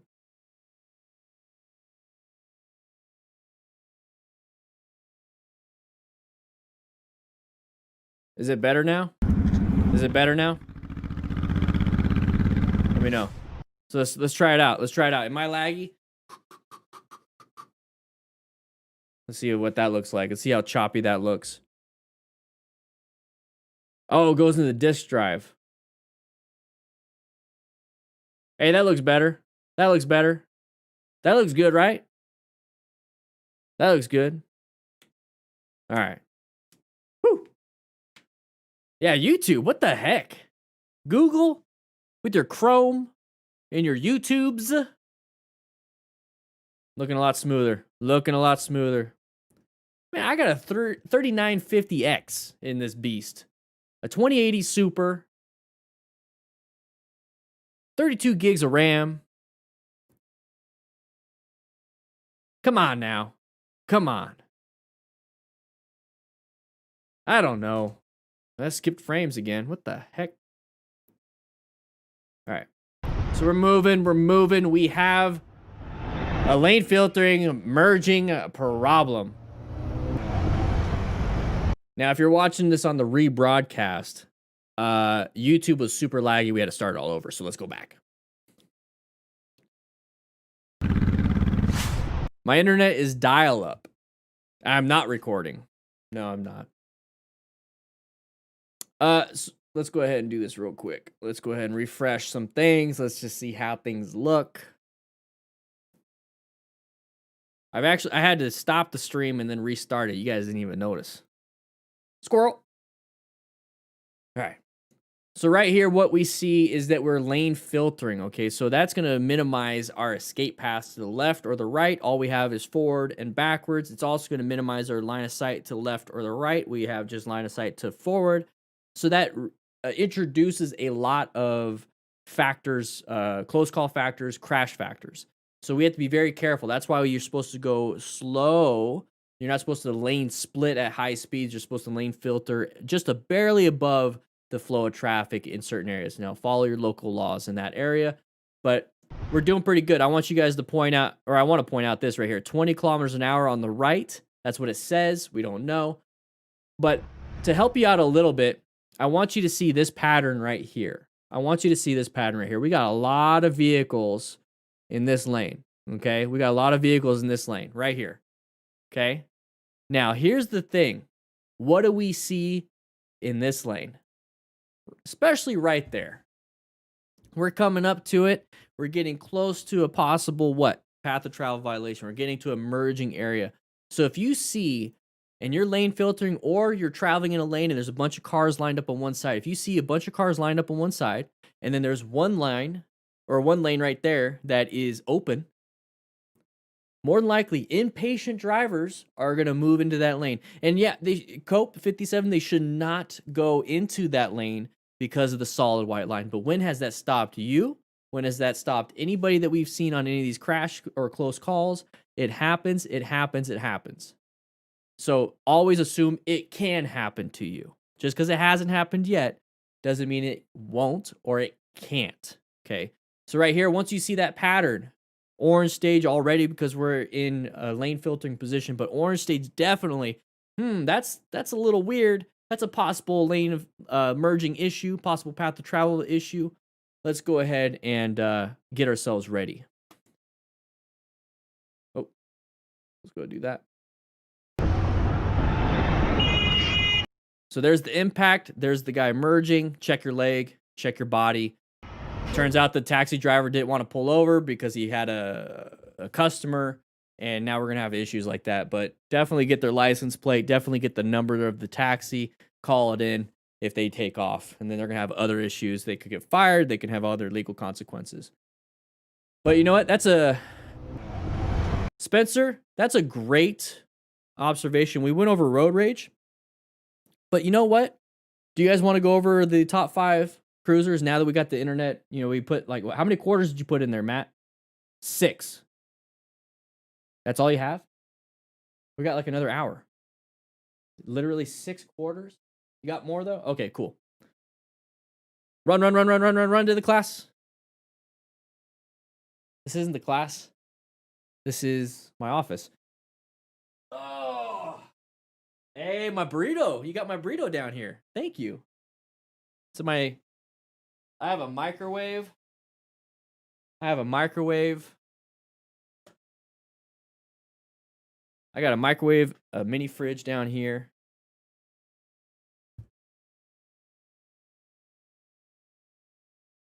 So let's take a quick look at this.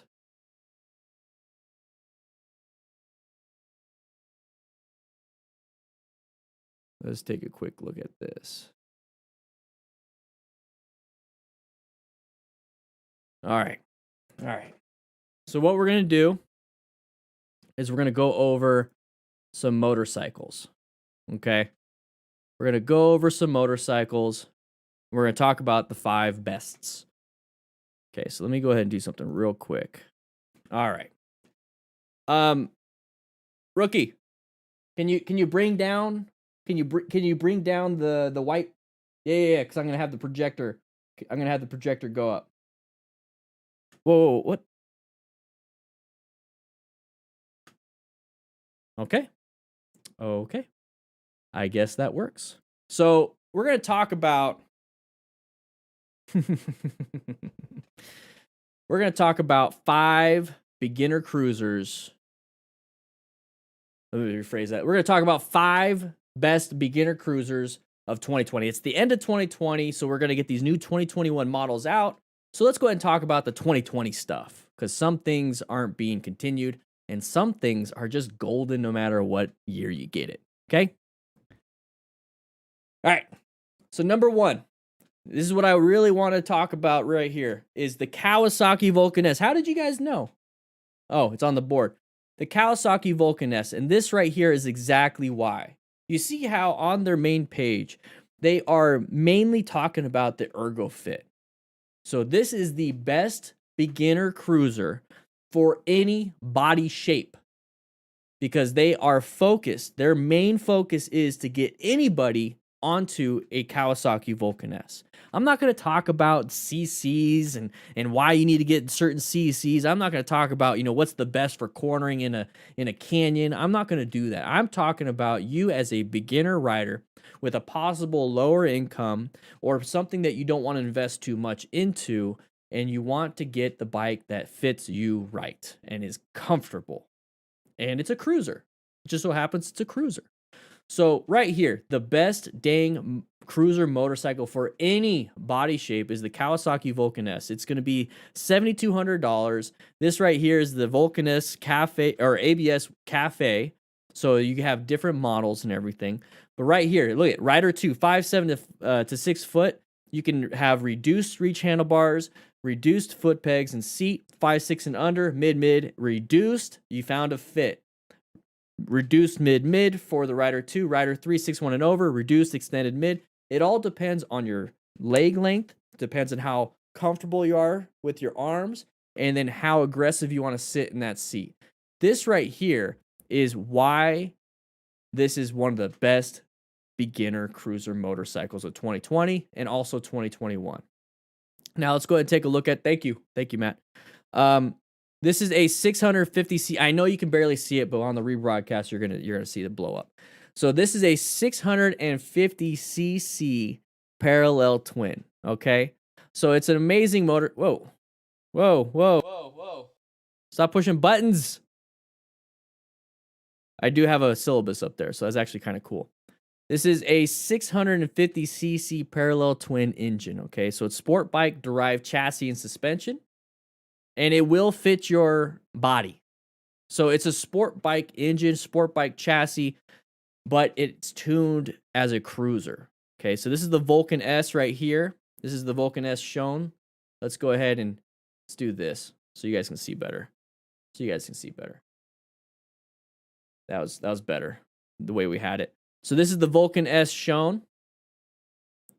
650cc. It's going to let you go out of town. It's going to let you stay in town. It has a sport bike feel to it, but it's in a cruiser format. Okay, so you have the 2021 Vulcan S ABS. You remember, you can always do the 2020. Okay, but right here we have the Ninja-derived power and performance, sporty handling. So it's very good with the handling, and the main factor here is adjustable riding positions. And then you can also get something with more of a cafe look. So it's the sporty again handling, but it's got the 3-tone paint, signature tank badging, sport striping, dark tinted deflector, blah blah blah blah blah. Whatever, I don't care. I like the fact that you can whatever body position you have, and it's a 650, so it's gonna be really good for in town, out of town. You're gonna be perfectly fine. This is all you need as a beginner, and it looks pretty badass. And here's the thing: if you want to stick with the Ninja, like let's say you want to get a sport bike after this. Well, this is more of that Ninja engine, okay? It's just tuned differently as in a cruiser. It's a Kawasaki, yeah. So you're able to kind of transition between the families and have a great time. Like I said, I'm not going to talk too much about, I don't want to scroll down there. I'm not going to talk too much about the features, the specs, all those things. The main thing right here is this. The Kawasaki Vulcan S is the best dang motorcycle for any rider's shape. That's why I want it.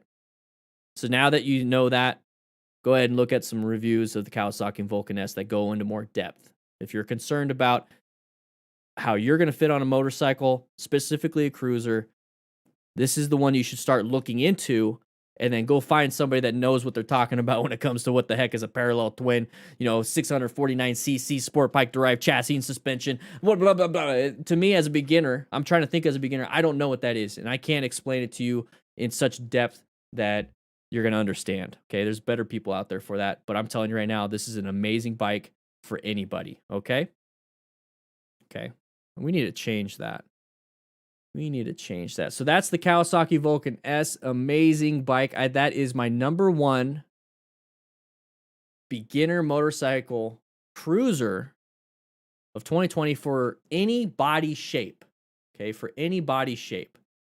So now we're going to go ahead and talk about this one right here. The Scout Bobber 60. Boom. The Scout Bobber 60 is number 2. Okay. Is number 2. Now, this right here is the best beginner cruiser motorcycle that looks badass. So this is pretty subjective. Pretty subjective. That looks badass. Now, the reason why I say that is because I really love Indian bikes. I really love the look of these bikes. They're very low center of gravity. And now we're going to start getting to why I believe it is a beginner bike that is a cruiser. There's not very many beginner bikes that are cruisers, to be quite honest, especially from these big, the Harley and Indian. They usually are pretty high CCs. So right here, $8,999 US MSRP. Pretty cool. You take a look at the bike itself. Just take a look at the bike. So you have that solo seat, so you're not going to be intimidated, or you're not going to rush to ride with somebody. We talked about that with the 5 beginner motorcycle mistakes people make. So you're not going to be rushed to ride because you have to buy a passenger seat. So what I like about this for the beginner is that it's a very low seat height. And I'm just going to go off some of the memory because I have done ride reviews of this. I've actually done demo events with this bike, and I love the Scout a lot. So the one thing I really like about it is that I'm short. I am 5'6". I have a 30-inch inseam leg, and I can flat foot this easily. It's a 25-inch seat height, give or take, depending on how you do your suspension and how you change the seat out. So you're going to be able to flat foot it. It has very low center of gravity. It's a pretty long motorcycle for what it is, for how low it is. So it's very stable. So you're going to have a great time handling this bike. One of the issues I do have with this bike, because I can speak from personal experience on this one, is that it is forward controls. So not like the Kawasaki Vulcan S where you have that ergo fit where you can move the forward controls back to more of a mid. These ones you're going to have to buy aftermarket. Okay, so if you are long-legged, this is a little bit easier for you. If you're short-legged, it might be a little bit harder for you to do some of these slow-speed maneuvers. Now, if you're a really tall person, this might not be the bike for you. That's why the Kawasaki Vulcan S is the best for any body shape. But this one right here, it's a 5-speed compared to the 6-speed Indian Scout. So the Scout Bobber 60 is what I like, but it could be any Scout 60, okay? So it's a 5-speed versus 6-speed, but the 5-speed, it is strong, it is fast. It's almost like the power band in that 5th gear. Like once you get halfway through, it's like a 6-speed, and you could do highway speeds easily. Part of the demo event is that we go on the interstate, and I went on it, boom, easy. It felt like it was the 6th gear on the regular 60 or the regular Scout, and I had a great time on it. So lower price, you only have 5 gears. It's a little bit lower CCs, a little bit lower horsepower. It is water cooled, so you have nice power. It's going to keep the engine nice and cool. Badass look. Now there's a ton of aftermarket parts, so you're slowly starting to grow into it, change it however you want. Like it's an amazing bike, and that's one of the things I really like about Indian and Harley is they have a ton of aftermarket support. So that's something that you might want to look into. So if you're the type of rider that really wants that badass meaty look of a cruiser, this right here is what you want to get. I would change out that solo seat because I felt like I was kind of sliding up on it and starting to fall off. So change it out. The Saddlemen have great seats. But this right here, if it fits you well, if it fits how you ride, that 5th gear is not going to be a problem. You could still go out of town on the interstate, and it's still great for in town because it's a smaller bike. You're going to have a good time. It's a little more expensive than some of the other bikes that we're going to be talking about. But that's the thing, is I would just want you to point out that this is definitely an option for those that can afford it and then love the look and it fits them well. So that's an amazing bike. And it's something that I really think motorcycle riders should really move into a lot more. I think the Indians are starting to really take shape. I think they really are. And I obviously have an Indian FTR 1200S. That's not a beginner bike, but if I did start, because I did start on a Sportster, if I could start over again, that's what I'm trying to get at, I would start on an Indian Scout 60 if I had that option. But now, here's the thing. This next bike is the best beginner cruiser motorcycle that I could find because it's amazing. And I love it so much, I bought one myself. It is going to be the 2020 Honda Rebel 500. The 2020 Honda Rebel 500 is an amazing bike. It's so amazing that I bought it. So this is the 2020 Honda Rebel 500. I have a 2019 Honda Rebel 500. So the difference between the 2017 to 2019, they are different than 2016 and prior. 2016 and prior, it was a Honda Rebel 250. They upgraded the look, they upgraded the styling, which I think is amazing. For 2017 to 2019. 2017 to 2019, they're kind of getting the feel for it. I think they're doing some cool things here. And now in 2020, they did it even more. They made way more improvements. So what are some of the improvements from the 2020 or from the 2019 to the 2020? 2019, standard headlight, no gear indicator, and that's pretty much what I can remember. The thing is, with the 2020, it's upgraded with an LED headlight and has gear indicator, and those are the things that I think are some of the more important aspects of it. Okay, so there's different colors for this bike.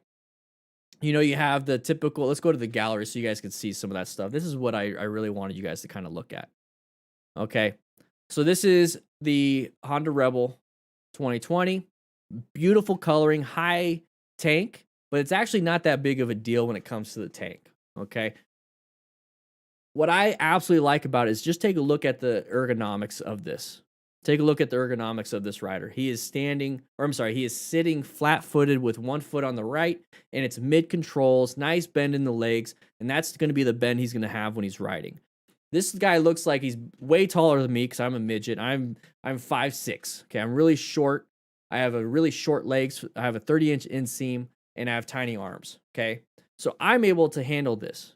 Now, I bought the 2019 Honda Rebel 500 because my wife wanted to ride. And my wife is a lot shorter than me, okay? A lot shorter than me. And she can flat-foot it. So she has a shorter inseam than me, and she's shorter overall, but she can flat-foot it and handle this pretty well. The fuel mileage on this thing is amazing. It's not the greatest to go out of town. Okay, I've taken this thing up to 90 miles an hour comfortably, and I didn't push it any further than that because the interstate where I was at, it was closer to 85 that I could go. So I didn't want to go any further than that. And that was on a stock bike. I didn't make any upgrades. The one thing I really like about this for beginners is that mid-control, the low center of gravity, and the price point. The price is actually pretty dang good for a beginner bike, especially if you want to just go down to the 300. So that's where we kind of get into the family of Honda Rebels. The Honda Rebel 300, great bike, cheaper, ABS options, amazing, looks exactly the same, just smaller engine.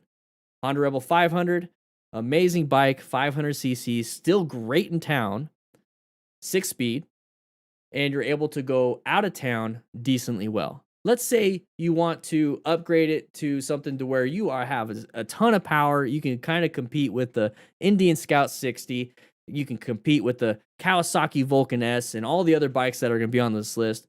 Well, Honda just came out with the 2021 Honda Rebel 1100. ABS is completely standard, and you have a ton of upgrades to 1100 cc's. So you could literally go from a 300 to the 500 to the 1100 if you have the money, okay? And you're not going to change the ergonomics of this. Now, here's where we start getting into some of the problems. The Honda Rebel is pretty small. Okay, for me, I fit comfortably on it, but I don't fit as comfortably as I could on a Scout 60 or a Kawasaki Vulcan S. My wife, which is 5 foot and shorter legs, it fits her like a glove. Okay, like a glove, like amazingly well. So if you're taller than me, you might start getting a little crunched, but there are aftermarket parts now rolling in because from 2017 till now, it's been the basic same shape. So you should be still good with that. So you can probably find forward controls, even rear controls, or mid to rear, but these are mid controls. Whatever I do group ride with all your subscribers, I would love to, Boone the best. I would love to, but right now, Scooby Moto, were you able to scrape pegs? Dan, on this bike, yes, I could actually scrape pegs, and I consistently do on slow speed maneuvers, but that's not the biggest issue. It's a great bike. I have a ton of fun on it, easy to maintain, looks amazing, and now with 2020 and forward, it is all LEDs, So it looks great. You have great vision. People can see you because of all the lighting. This is the absolute best beginner cruiser motorcycle that I could find right now. Okay. Amazing. Once again, if you have any questions during the stream when it comes to any of this stuff, let me know and we'll make sure we go over some of that stuff. If you've been watching anything on this channel, you do know that we're actually we're going to be posting these videos. So we're actually going to get into some of these things. What is this? The 2020 Honda Shadow Phantom. It's actually a tie for 4th. And the 2020 Shadow Arrow. It's pretty much the same thing. Pretty much the same thing. So the reason why I think the Honda Shadow Phantom and the Honda Shadow Arrow are amazing bikes is because of how badass they look. So this right here is the Shadow Arrow, okay? So we have the Shadow Phantom right here, and I just want to talk real quick about it. Okay, the 2020 Shadow is basically the same bike. Now the Arrow is going to be a different trim. Okay, it's going to be a different trim. The Shadow Phantom is obviously going to be more of the modern flat. I don't think these are flat. I think that's gloss black and gray, and that's pretty much it. And then when it comes to the Arrow, you have more so the classic look, the big front fender. You know, the rear fender is super long, kind of like an Indian styling. You have the shadow marker on the gas tank. It just looks classic, right? I personally like the Shadow Phantom, so I'm going to go ahead and talk a little bit about the Shadow Phantom. So if you like the Arrow, same thing, same exact thing, but the Shadow Phantom, I just like the way it looks, okay? So the pricing right there, you can already tell. Now, the reason why I like the Shadow Phantom is because I wish I knew about it when I was looking at Harleys. Honestly, when I was looking at Harleys, is because that's all I knew that were cruisers. That's it. So I didn't know anything about the Shadow Phantom. I didn't know anything about the Rebel. I didn't know anything about the Kawasaki Vulcan S or Indians. I didn't know back then Victories. I did not know. So when I started seeing Shadows on the road, I always thought there was some knockoff Chinese, like they had to import it and like you couldn't afford a Harley. And it's like, this is dumb. You know, I want a Harley. What I didn't know is that this is a 750cc V twin, okay? So throaty exhaust, all that, whatever, right? 750cc's, more than enough than what I needed. I bought a 1200 as a beginner, terrible choice. I didn't even utilize all of it until like 6 years later when I started taking advanced classes. So 750cc's is all I would need, and this looks amazing. Now, the cool thing about this, look how amazing it looks. Let's go ahead and go to the specs. I know I said I wouldn't talk about specs. There we go. Okay, so this is one thing that you need to watch out for is the shaft driven. So it's not a chain or a belt. I do like the belts, but that's because I started off on them. Come on. It's a low seat height. So that right there, I wish I knew because, I mean, the Harley Sportster has a low seat height too, but I know I was tiptoeing a little bit on the Sportster. The seat height I look for now. Ever since getting a bike that is really tall, I look for seat height. I'm short. I need to know what that seat height is. That's one of the first things I look for. Miles per gallon, 56 miles per gallon, amazing. Amazing. And it's a full-sized motorcycle. So that's really cool. Let's go back to the overview. Let's go ahead. Style looks great. Comfort looks great. Low seat height. So whenever you see a company saying anything when it comes to like what is it they offer, like the style, the finish, you know, bobber and style. Okay, so it's a bobber style, but comfort, they say low seat height. Typically, with a lot of people, they say comfort. Well, we got good suspension. You know, we got good tires so that, you know, big, nice, wide tires so you don't feel a lot of the bumps. A lot of people, they don't really mention low seat height. So that right there, if you're short, that's amazing. That's really good. Drivetrain. So there's that shaft driven. So you need to understand your maintenance for that. It is low maintenance. Belts are low maintenance too. But just realize it's not a chain. And that's a really cool thing is that you don't have to clean your chain every 200 miles or after a rain or really dusty. Where here, it's all enclosed. So you have to just make sure it has the oil. You make sure it has lubrication, all those different things. Now, if we look at the Arrow, it's almost the same thing. I mean, it's the Honda Shadow, but it's the Arrow versus the bobber styling. Okay, so that's really cool. That's really cool. So if you're wanting to, you get ABS also. So ABS for 8,000, that's pretty dang good. So this is that classic styling. So if you want something that competes with the style of a Harley, this is where you go into it. Okay, so it has that V-twin. It looks like a Harley. Not a lot of people are going to notice unless you look at the Honda. You got that air cleaner right there. It looks like a Harley. So if you're looking for something that looks like a Harley but doesn't cost as much as a Harley and has ABS and has electrical stuff, go for this. 2-into-2, it's whatever. You can always get aftermarket. Comfortable saddle. So this one comes with a passenger seat. 5-speed transmission. Nothing to really worry about. Nothing really. It's the 750cc or 745cc 5-speed. It works pretty well. Okay. So I wouldn't worry too much about that. I absolutely like the Honda Shadows. My brother-in-law has a Honda Shadow, and it's amazing. It's for the price you can find Honda Shadows on Craigslist for cheap. So if you're looking for a used bike as a beginner, but you want a cruiser instead of a Harley, look into that. But also remember that they don't keep the resale value. And that's something more that Matt can talk about, which we're hoping to get him on the After the Ride podcast. But we're gonna get some things moving. What is this? Who put the Harley up on the screen? Oh, I did. Okay, so now number 5, the 2020 Iron 883. There you go, Scarlett. The Iron 883. Here it is. Here it is. There it is. That's what you guys are waiting for, huh? That's what you guys are waiting for.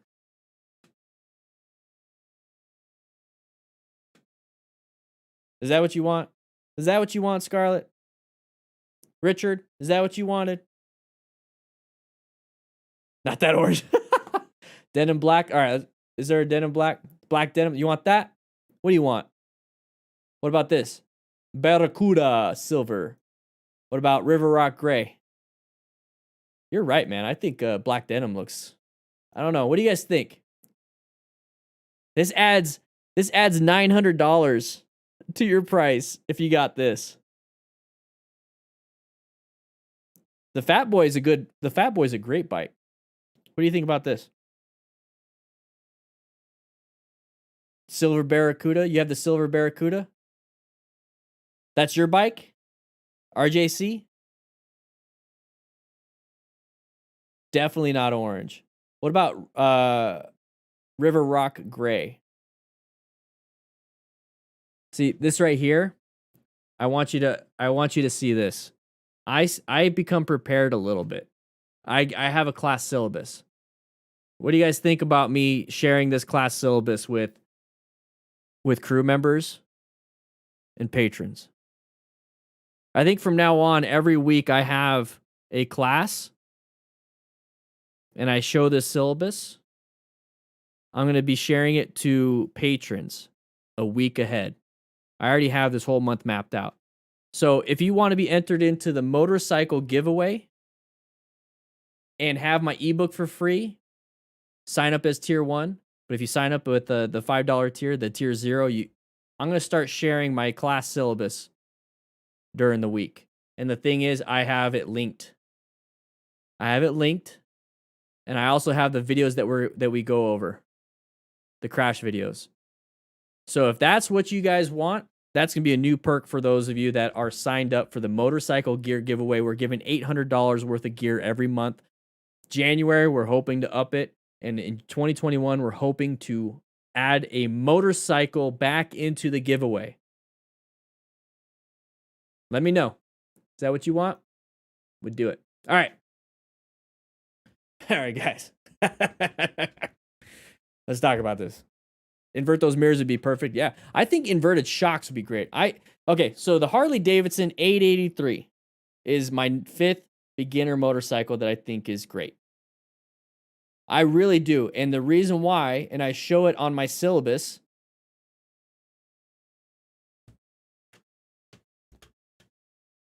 What is that?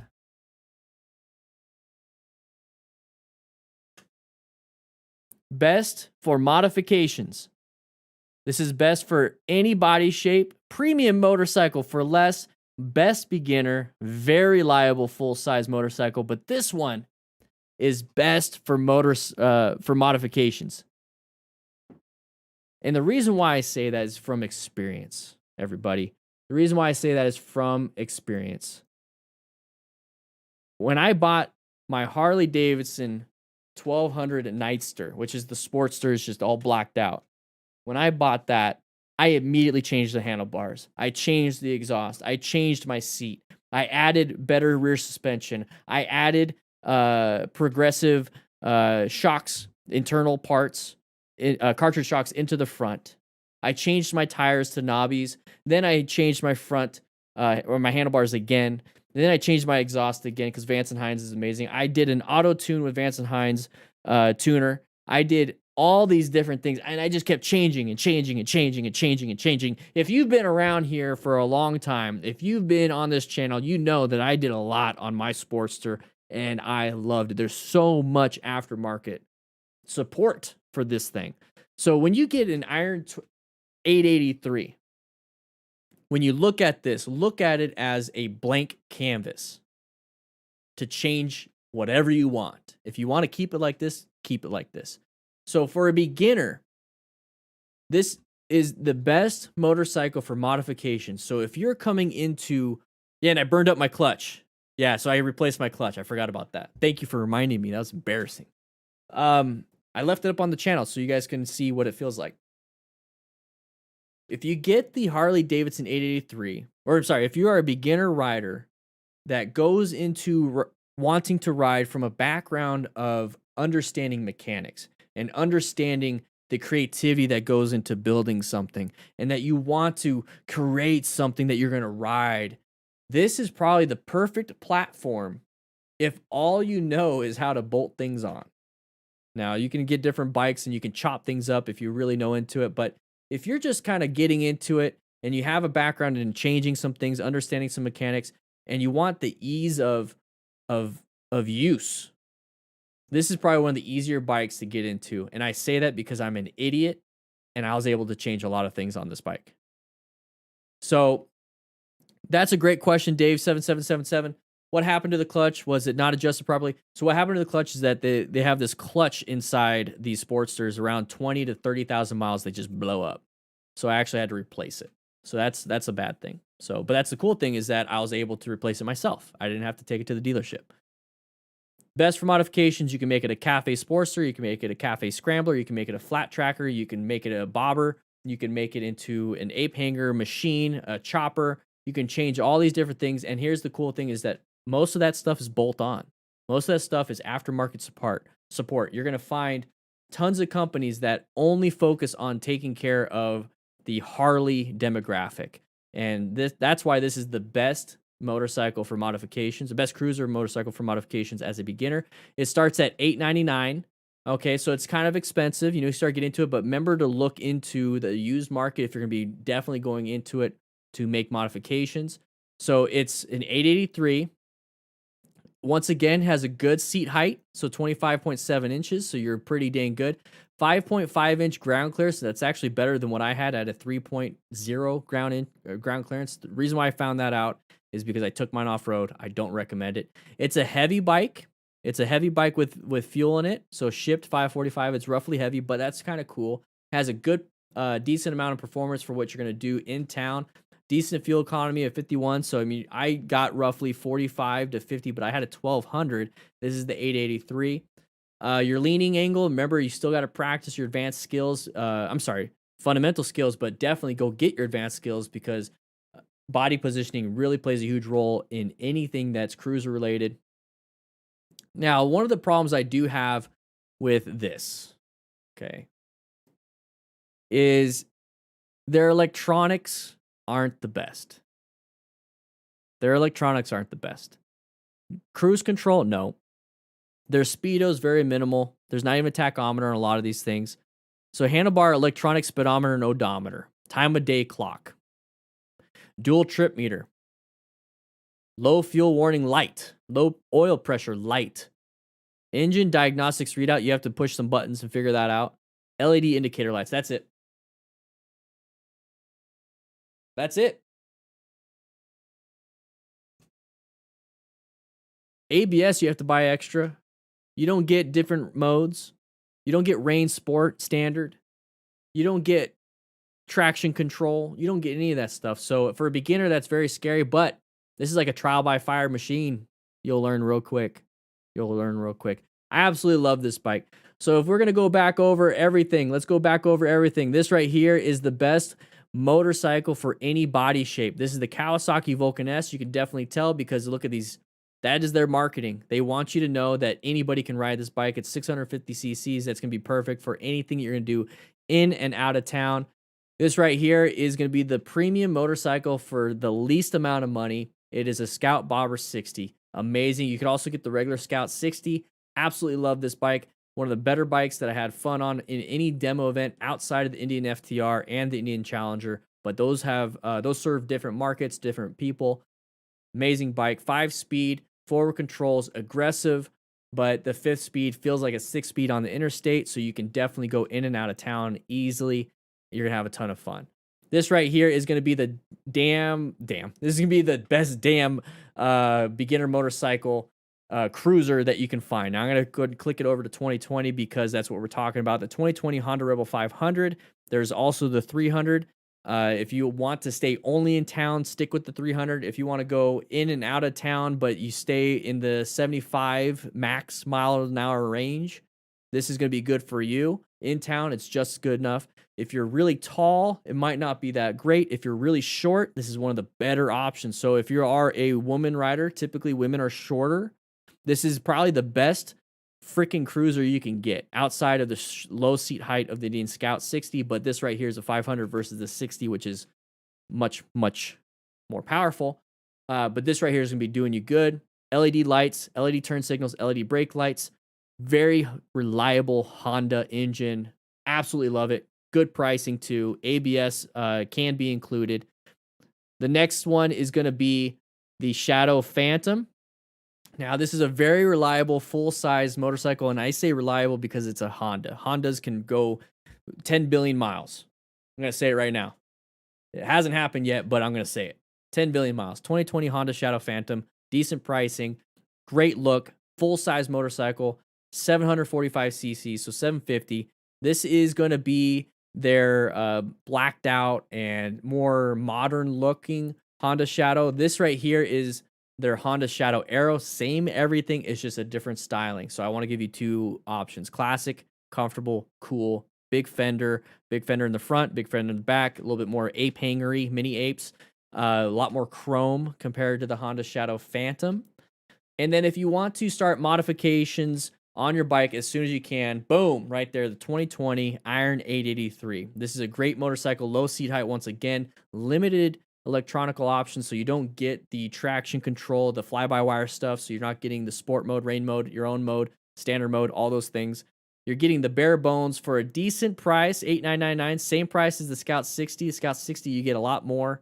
Honda Shadow, you're going to get some more in certain areas. But right here, great bike. You can change out everything you want. You have these exhausts that you can change out to 2-in-1s, 2-in-2s, Vance and Hines, a bunch of different companies do it. Huge aftermarket support. Change this out to a scrambler like I did when I went off-road. You can change it to a Cafe Sportster like I did when I wanted to look cool, and then Matt actually made a better one than me. You can turn it into a bobber. You can turn it into an ape hanger chopper looking thing. There's just so much you can do with this because Harley has a huge market share and that means a lot of aftermarket parts. So if you can find this as a beginner used, and you're going to use it mainly for modification purposes, you're golden. It does hold its resale value quite a bit, but don't expect to resell it after you made a ton of modifications for the price of all the modifications added up. Okay. So just to understand that, you probably do if you're going into it for modification. So Kawasaki Vulcan S, best for any body shape. Indian Scout 60, premium motorcycle for less. Honda Rebel 500, best beginner cruiser motorcycle. Honda Shadow, Phantom, or Arrow, whatever you want. You know, Arrow is the classic styling. The Phantom is the more modern styling. Very reliable, full-size Honda engine motorcycle. And this right here is the best for modifications, the Harley-Davidson 883. Clip that. That is the summary for that. Let's get back into the class. Let's get back into everything else. Let's go ahead and get back to my office for the main part. I love having class with you guys. I really do. This is kind of one of those things where now I'm going to kind of open it up to you. Okay, we're going to do this. Whoa, thank you for moving that. Appreciate it. We're going to put you back up. That's what I love about these live streams. I want to hear what you think. We're going to get back into the crashes real quick. We're going to spend about 10-15 more minutes in crashes, and we're going to go over some AARs, and then we're going to turn on members only chat, and we're going to have Q&A type stuff. We're going to do a Q&A with members only chat. And then we're going to go into Gemini and his close caller crash that he shows on 99 Lives. I'm sorry, Scooby. I'm killing your batteries. For looks, I'd say Scout, 883, Phantom, Vulcan S, Rebel. I agree with the Scout. I would go Scout, Rebel, and this is all personal preference, so this is what I absolutely love about it. So I would go Scout, Rebel, 883, Phantom, Vulcan S. That's where I would go. That's just me. That's just me. So on 883 in the HD going for 5 new because end of season snow on the ground. 82 Tony, that's an amazing deal. I rented an 883 for a weekend and I effing hated the thing. Not my thing to have a cruiser. If it's your thing, more power to you, not for me. Yeah. Have you looked into the V-Star 9? No, not. I mean, I did when I was looking at this, but it didn't grab my attention. You know, they're still great bikes. That's the thing is there's all these bikes. They all have great purposes. You know, you can have multiple. What is that? Whoa.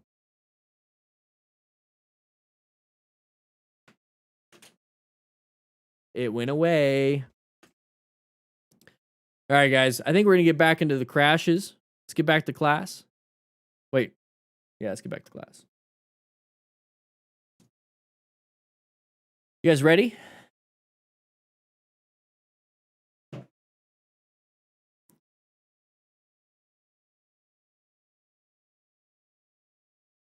I know, Scooby, it's weird. Somebody left the window open.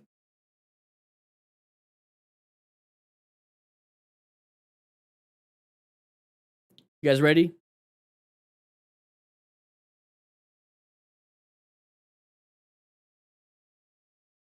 Let's go ahead and do this.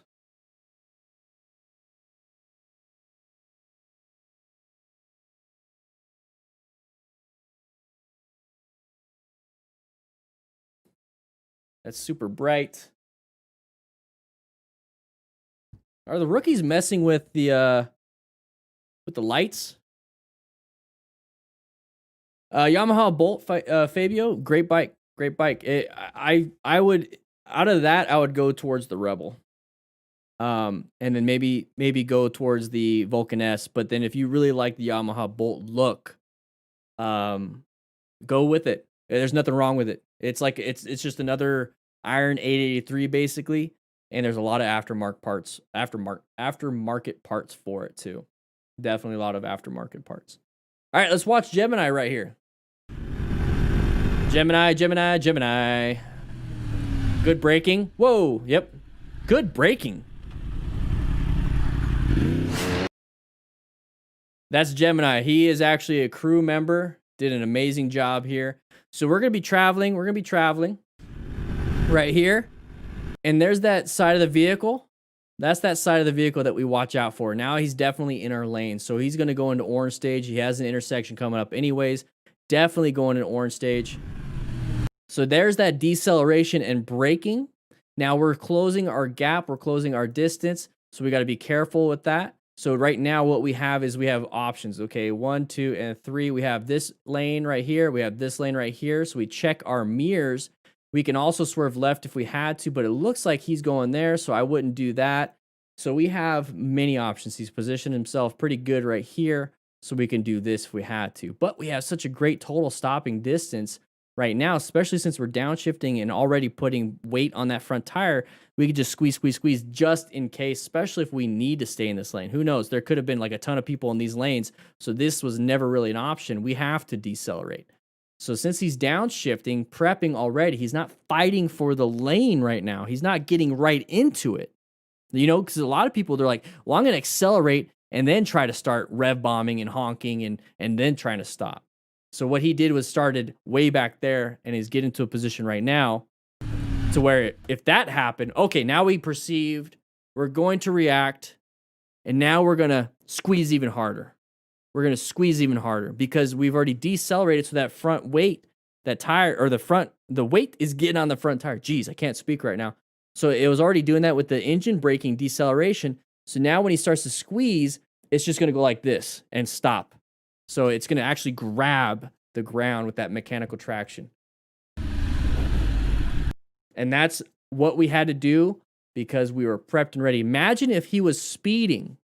Imagine if he was speeding and was trying to fight for the lane and didn't engine brake and then brake, he would have went right into the back of that vehicle. So the fact that he was situationally aware with a good amount of fundamental skills, which is just braking, it's just progressive braking. That's it. That's all you have to do. There's no advanced skill, no trail braking, no wheelie and then apply the brakes. So then we do a little bunny hop over. No, we don't do that. All we have to do is brake. Situational aware and brake. Great job, Gemini. And that's what I like after the fact. Looked at him. Hey, dumb. On with my day. Yellow light. Orange stage. Watch out behind you. Ooh. Good job. Like all through the red light. I would have said the same thing. Whoa! Whoa! Good swerve. Good swerve. Good swerve. What's up, Al? So right here, sun at our back. Sorry, not in our eyes. Sun at our back. So that means anybody looking towards us has sun in their eyes. Always be aware of that. Boom, right there. Oh man. We got side of the vehicle. Woo-wee. Don't like that. So we are already positioned for safety. So we're like right here. Okay. So we're positioned. We have enough, or we're as far away as we possibly can from the left side. So we have this open lane. So while we're riding, we're constantly checking our mirrors, constantly doing head checks, even if we're not switching around. That way we can orient ourselves to all these situations. So we're looking at our mirrors here. We're looking at our mirrors over here. And we recognize that there's nobody there. So now if anything does happen, we don't really have to do a crazy hard look. We could just do a quick look and then go because we've already done a quick look 5 seconds ago, 10 seconds ago. And we notice that nobody's in our mirrors. So we see this, oh man, prepped and ready, orange stage, getting ready, finding our escape paths. That's what I'm saying. We're finding our escape paths. We're finding all these different things and we're getting moving. And right now this person's still going. And here it is. I have to do an evasive maneuver. I can't stop in time. I'm going too fast for this total stopping distance. Geez, Nightbot, you're going crazy. So right here is my total stopping distance. I do not have enough time. So in a red stage maneuver, since I can't stop in this space right here, I have to do something, which is going to be a swerve. But if I swerve, I have this possible problem now. Possible problem. It's not a problem yet because I'm not even there yet. But I'm thinking 2 to 3 steps ahead because I have to, because car drivers are dum-dums. So if I swerve, I have to swerve back into my lane to get around the next hazard I just created for myself, because this person created this hazard for me. So if that's the case, we're going to swerve. Great job on the swerve. And he's already anticipating. Let's go ahead and get the chat out of the way real quick. He's already anticipating that he has to swerve back into his lane. That's an amazing level of situational awareness. He oriented himself to the whole situation, planned his route. He positioned for safety, located this hazard. It turned into a threat because we are having to do something. He's trying to adapt, which would be simple, but it's not going to be enough at the speed. We have to go and swerve back to get around this threat now. It is a threat. We created the threat. So he's going to go ahead and swerve right, swerve left, got back into his lane, shaking his head like, man, what a dum-dum. The thing is, this was an automatic response to a threat, to a hazard, because practice, practice, practice. That's as simple as it is. There's no panic braking. There's no grabbing of the clutch to rev bomb, so pulling on the throttle. There's no honking. There's no fighting for position. What's happening here is that he had to get himself out of the situation and be as safe as possible.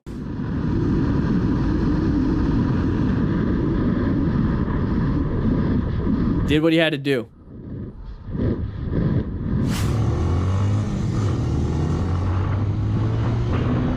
Oh, is this in class? Or is it a race?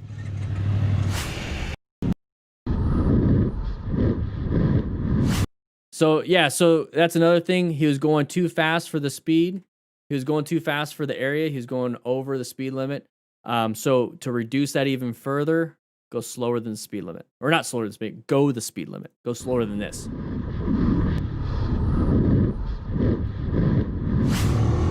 So this looks like a racing situation, okay? Like a Moto Gymkhana thing. Really cool, good training. So that right there hit a bump, possibly went up and over, but the thing is we're on track. We're doing Moto Gymkhana stuff. We're having a ton of fun. This is the area you want to do it in now. It's kind of difficult to be safe with all these pylons and pillars, but this is why you wear gear. This is a fun thing. It looks like a Gymkhana thing. So we're moving intersection. Whoa, uncommon thing in this situation. Let's try that again, because I sounded like an idiot.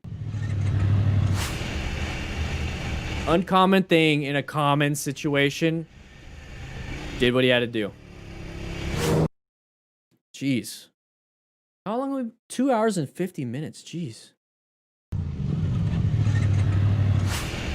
So on this situation right here, we're already coming up to an intersection. With this intersection, we need to be prepped and ready, orange stage. So we're already covering the brakes. We're getting ready. We might have to downshift to do some engine braking. We have two people in front of us, so we can't kind of go around them. So we're gonna have to slow down anyways, because we're gonna catch up to them quicker than what they are doing. It is green right now, so I don't know how we're catching up to them right now, because we should be going their speed, right? But we're not. So right there, uncommon thing in a common situation. He had his blinker on for a split second, so it didn't really give us much time. Uncommon thing in a common situation. So he's starting to turn. He shouldn't be turning. He should be going straight in this lane, but he has this weird angle of the turn. So what we should be doing here is exactly what he's doing right there. He's already prepped and ready. He's getting his hands on the clutch, and he's going to be doing the same thing over on the right side. Let me go ahead and, geez, come on now. Let's get this thing over on the right side and getting ready for those braking. He's going to brake. Okay.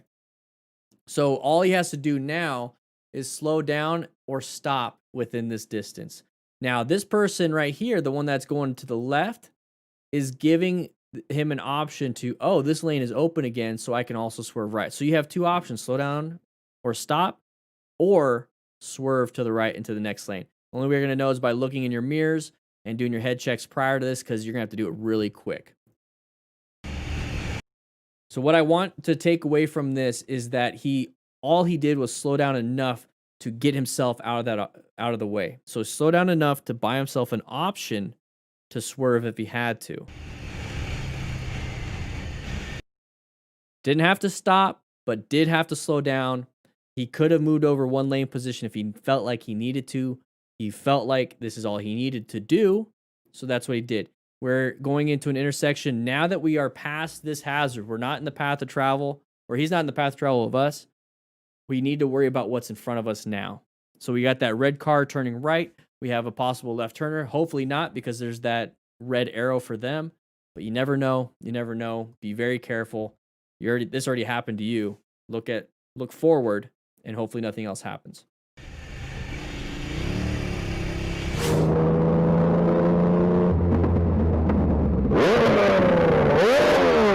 Good job. Saw it, recognized it, got himself out of that.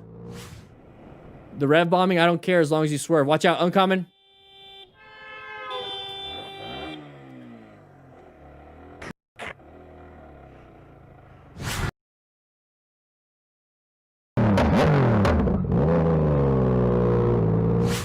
So this right here, you already recognize that there's going to be cars on the side and there's a car coming. Where can that car go? They can't just keep going straight. They're going to hit the parked vehicle. So they are going to creep into your lane. And that right there, exactly, Scooby, lane guarding. So we're going to guard our lane. We're in a position for not safety, lane position 1, 2, and 3. And I know this is different in in the UK, it's probably backwards, but this is what we're talking about here. So we're like right here, okay? We see this line of cars right here parked. Now, you see how there's like no lane right here? So this vehicle that's coming in has to kind of get into our lane and then get out of it to get around these parked vehicles. So if we're lane position 1, 2, and 3, and we're right here, and we see this car coming this way because of these parked cars, you have to put 2 + 2 + 2 = 6 together. You have to. This isn't checkers where it's just 2 + 2. You got to add the other 2 and make 6. We're playing chess. So if you see that vehicle coming, anticipate. Just kind of move over and realize that person's coming. It's a non-issue. If you're that car, would you do the same thing? Probably. So we're going to stay in our lane and argue with them. And last second, we're going to move out of the way. Now we're in like lane position 2, lane position 1.5. That's what saved us. Not honking the horn and guarding our lane. They should be staying back. Yes, they should. They absolutely should be staying back prior to the parked vehicles. Like they should be staying like right there, right? They should be staying like right here. And then when it's safe to do so, they go down that way. They should. I don't trust vehicles. I don't trust other drivers. Drivers are impatient. That's why they're driving their own vehicle. If they were the most patient people in the world, they would walk to where they want to go. But they're not. Car drivers typically are impatient. We can make an argument that they are patient, but have fun making that argument. But yeah, they should have stayed back, but my safety is my responsibility. I thank you for pointing that out, though, because that is definitely what they should have done. That is definitely what they should have done. I just don't. I wish they would. I go through it. I wish they would. Roundabout, intersection, same thing. Side of the vehicle, good braking, non-issue. Move on, Joshua. Move on. Move on. Put that down. Put it down. Put it down. Side of the vehicle, same thing. Okay. Nope. Put it down. Put it. Thank you. Put it down. What? Merging issue. Can't tell too much what happened prior to this. Rev bombing is not going to keep you safe. Subscribe to 99 Lives. He does a great job. Yeah, and then you trip. Huh?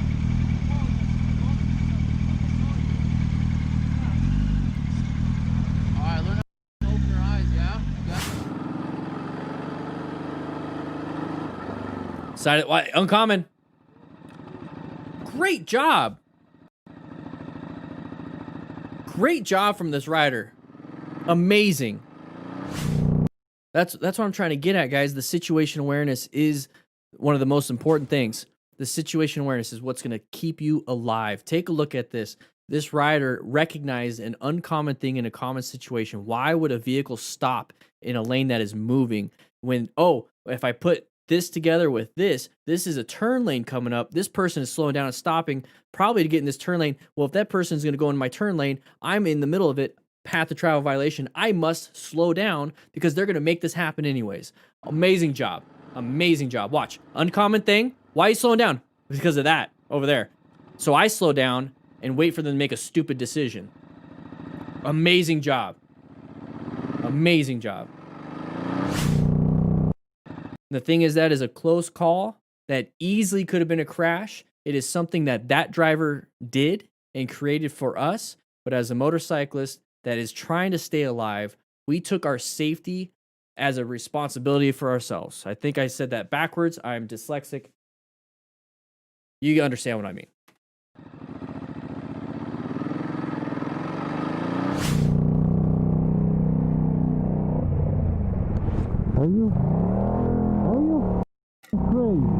Great situation awareness. Moved himself out of the way.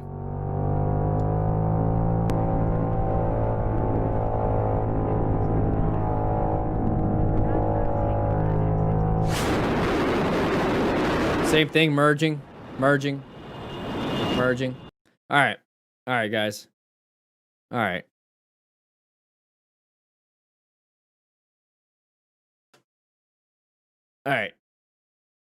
Starting to get a little of a headache from the lights and all the screens. I realize we've been in class for 3 hours. 3 hours. Come, if you are a brand new member, come over to the crew lounge real quick. I'm gonna go ahead and close out the session. If you want to join, click that join button. But crew members, come with me to the lounge. We're gonna eat the rest of the burritos and have a quick discussion. All right, guys. Now, you guys are saying it's a little choppy. We're going to try to fix this up. You know, one of the rookie members were chewing on my mic, so it's not my fault. Scarlett, you should have been taking care of that. So what we're doing here on this channel is we're making sure that we're going to all try to be safe. We're looking at after-action reviews. We're making sure that we don't make some of the same mistakes these motorcycle riders make, but then we're also trying to point out some of the good things so that we instill good habits. I don't want to tell you only the bad things because then you're never going to know what to do as the good thing, right? Stacks, did you chew on this? All right, give me your burrito. No, give me your burrito. Put it on the table. No, can't have it anymore. It's your fault. So that's what we're doing here on this channel. We're also trying to go over and talk about, 5 best beginner cruiser motorcycles of 2020. We talked about road rage reasons. I'm trying to deliver a class to you guys because I know a lot of you can't afford or don't have a class near you. COVID is going on. Maybe the class near you is not really focused on being very inclusive. You have to bring your own gear, bring your own bike. You don't have a bike yet. You don't have gear. So that's what we're trying to provide here on this channel. Okay, we're constantly evolving. 2020 was an amazing year when it came to figuring out what it is that you guys want.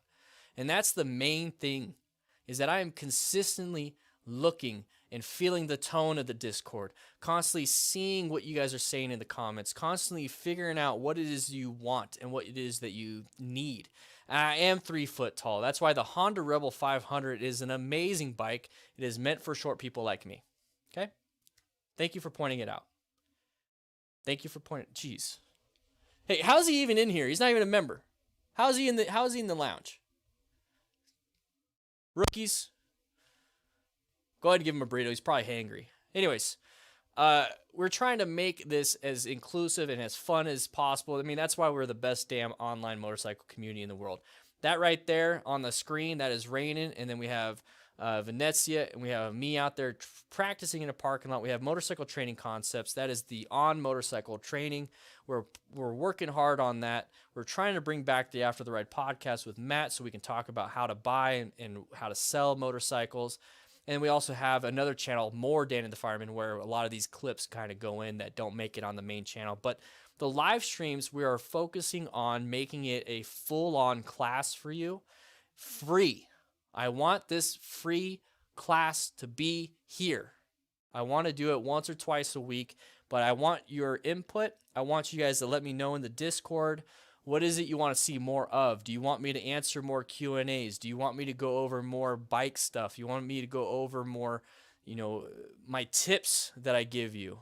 Let me know what it is you want. The live stream is going to be the main focus, main driver of this channel. And then I'm going to be delivering crash reviews. I'm going to be delivering tip videos, then motorcycle tip, best 5 cruises, best 5 sport bikes. I'm going to be doing all that stuff during the week. But I'm being open and honest with my crew members right now. Okay, I want this show to be the best damn online motorcycle community show, best online class, best place to go for training and have access to a coach like me. And then I want to also bring on other people that have better expertise in different areas. I am working for you. That is what I have done my whole life. I have been a public servant my whole life. It's what I model everything I do here. And I get the enjoyment and satisfaction from seeing somebody say, I passed a class this weekend. I feel like I'm a safer rider now because of the information you provided. And then I went and sought further information that I couldn't provide, taking an advanced class. I derive so much pleasure and enjoyment from hearing stories like that. So that is my payment. That is why I do this. And I'm having a ton of fun with green screens and stuff. Hey guys, thank you so much.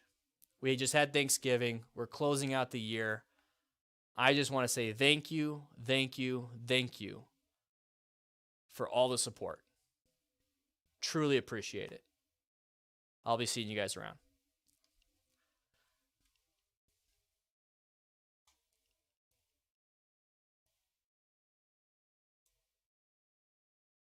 Yeah, I think we're done. Hey, Fosos. Hey, go in the lounge. Hey, rookie, are you chewing on my mic again? Are you chewing on my mic?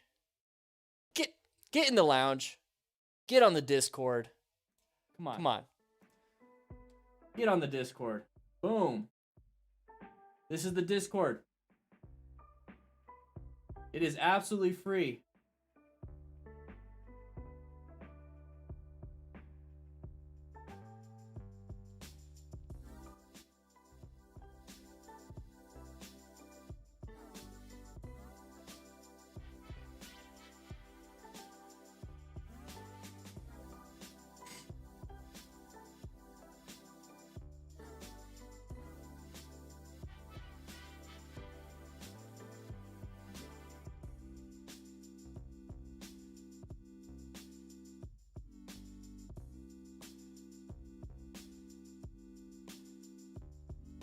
Yeah, who put salsa on the mic?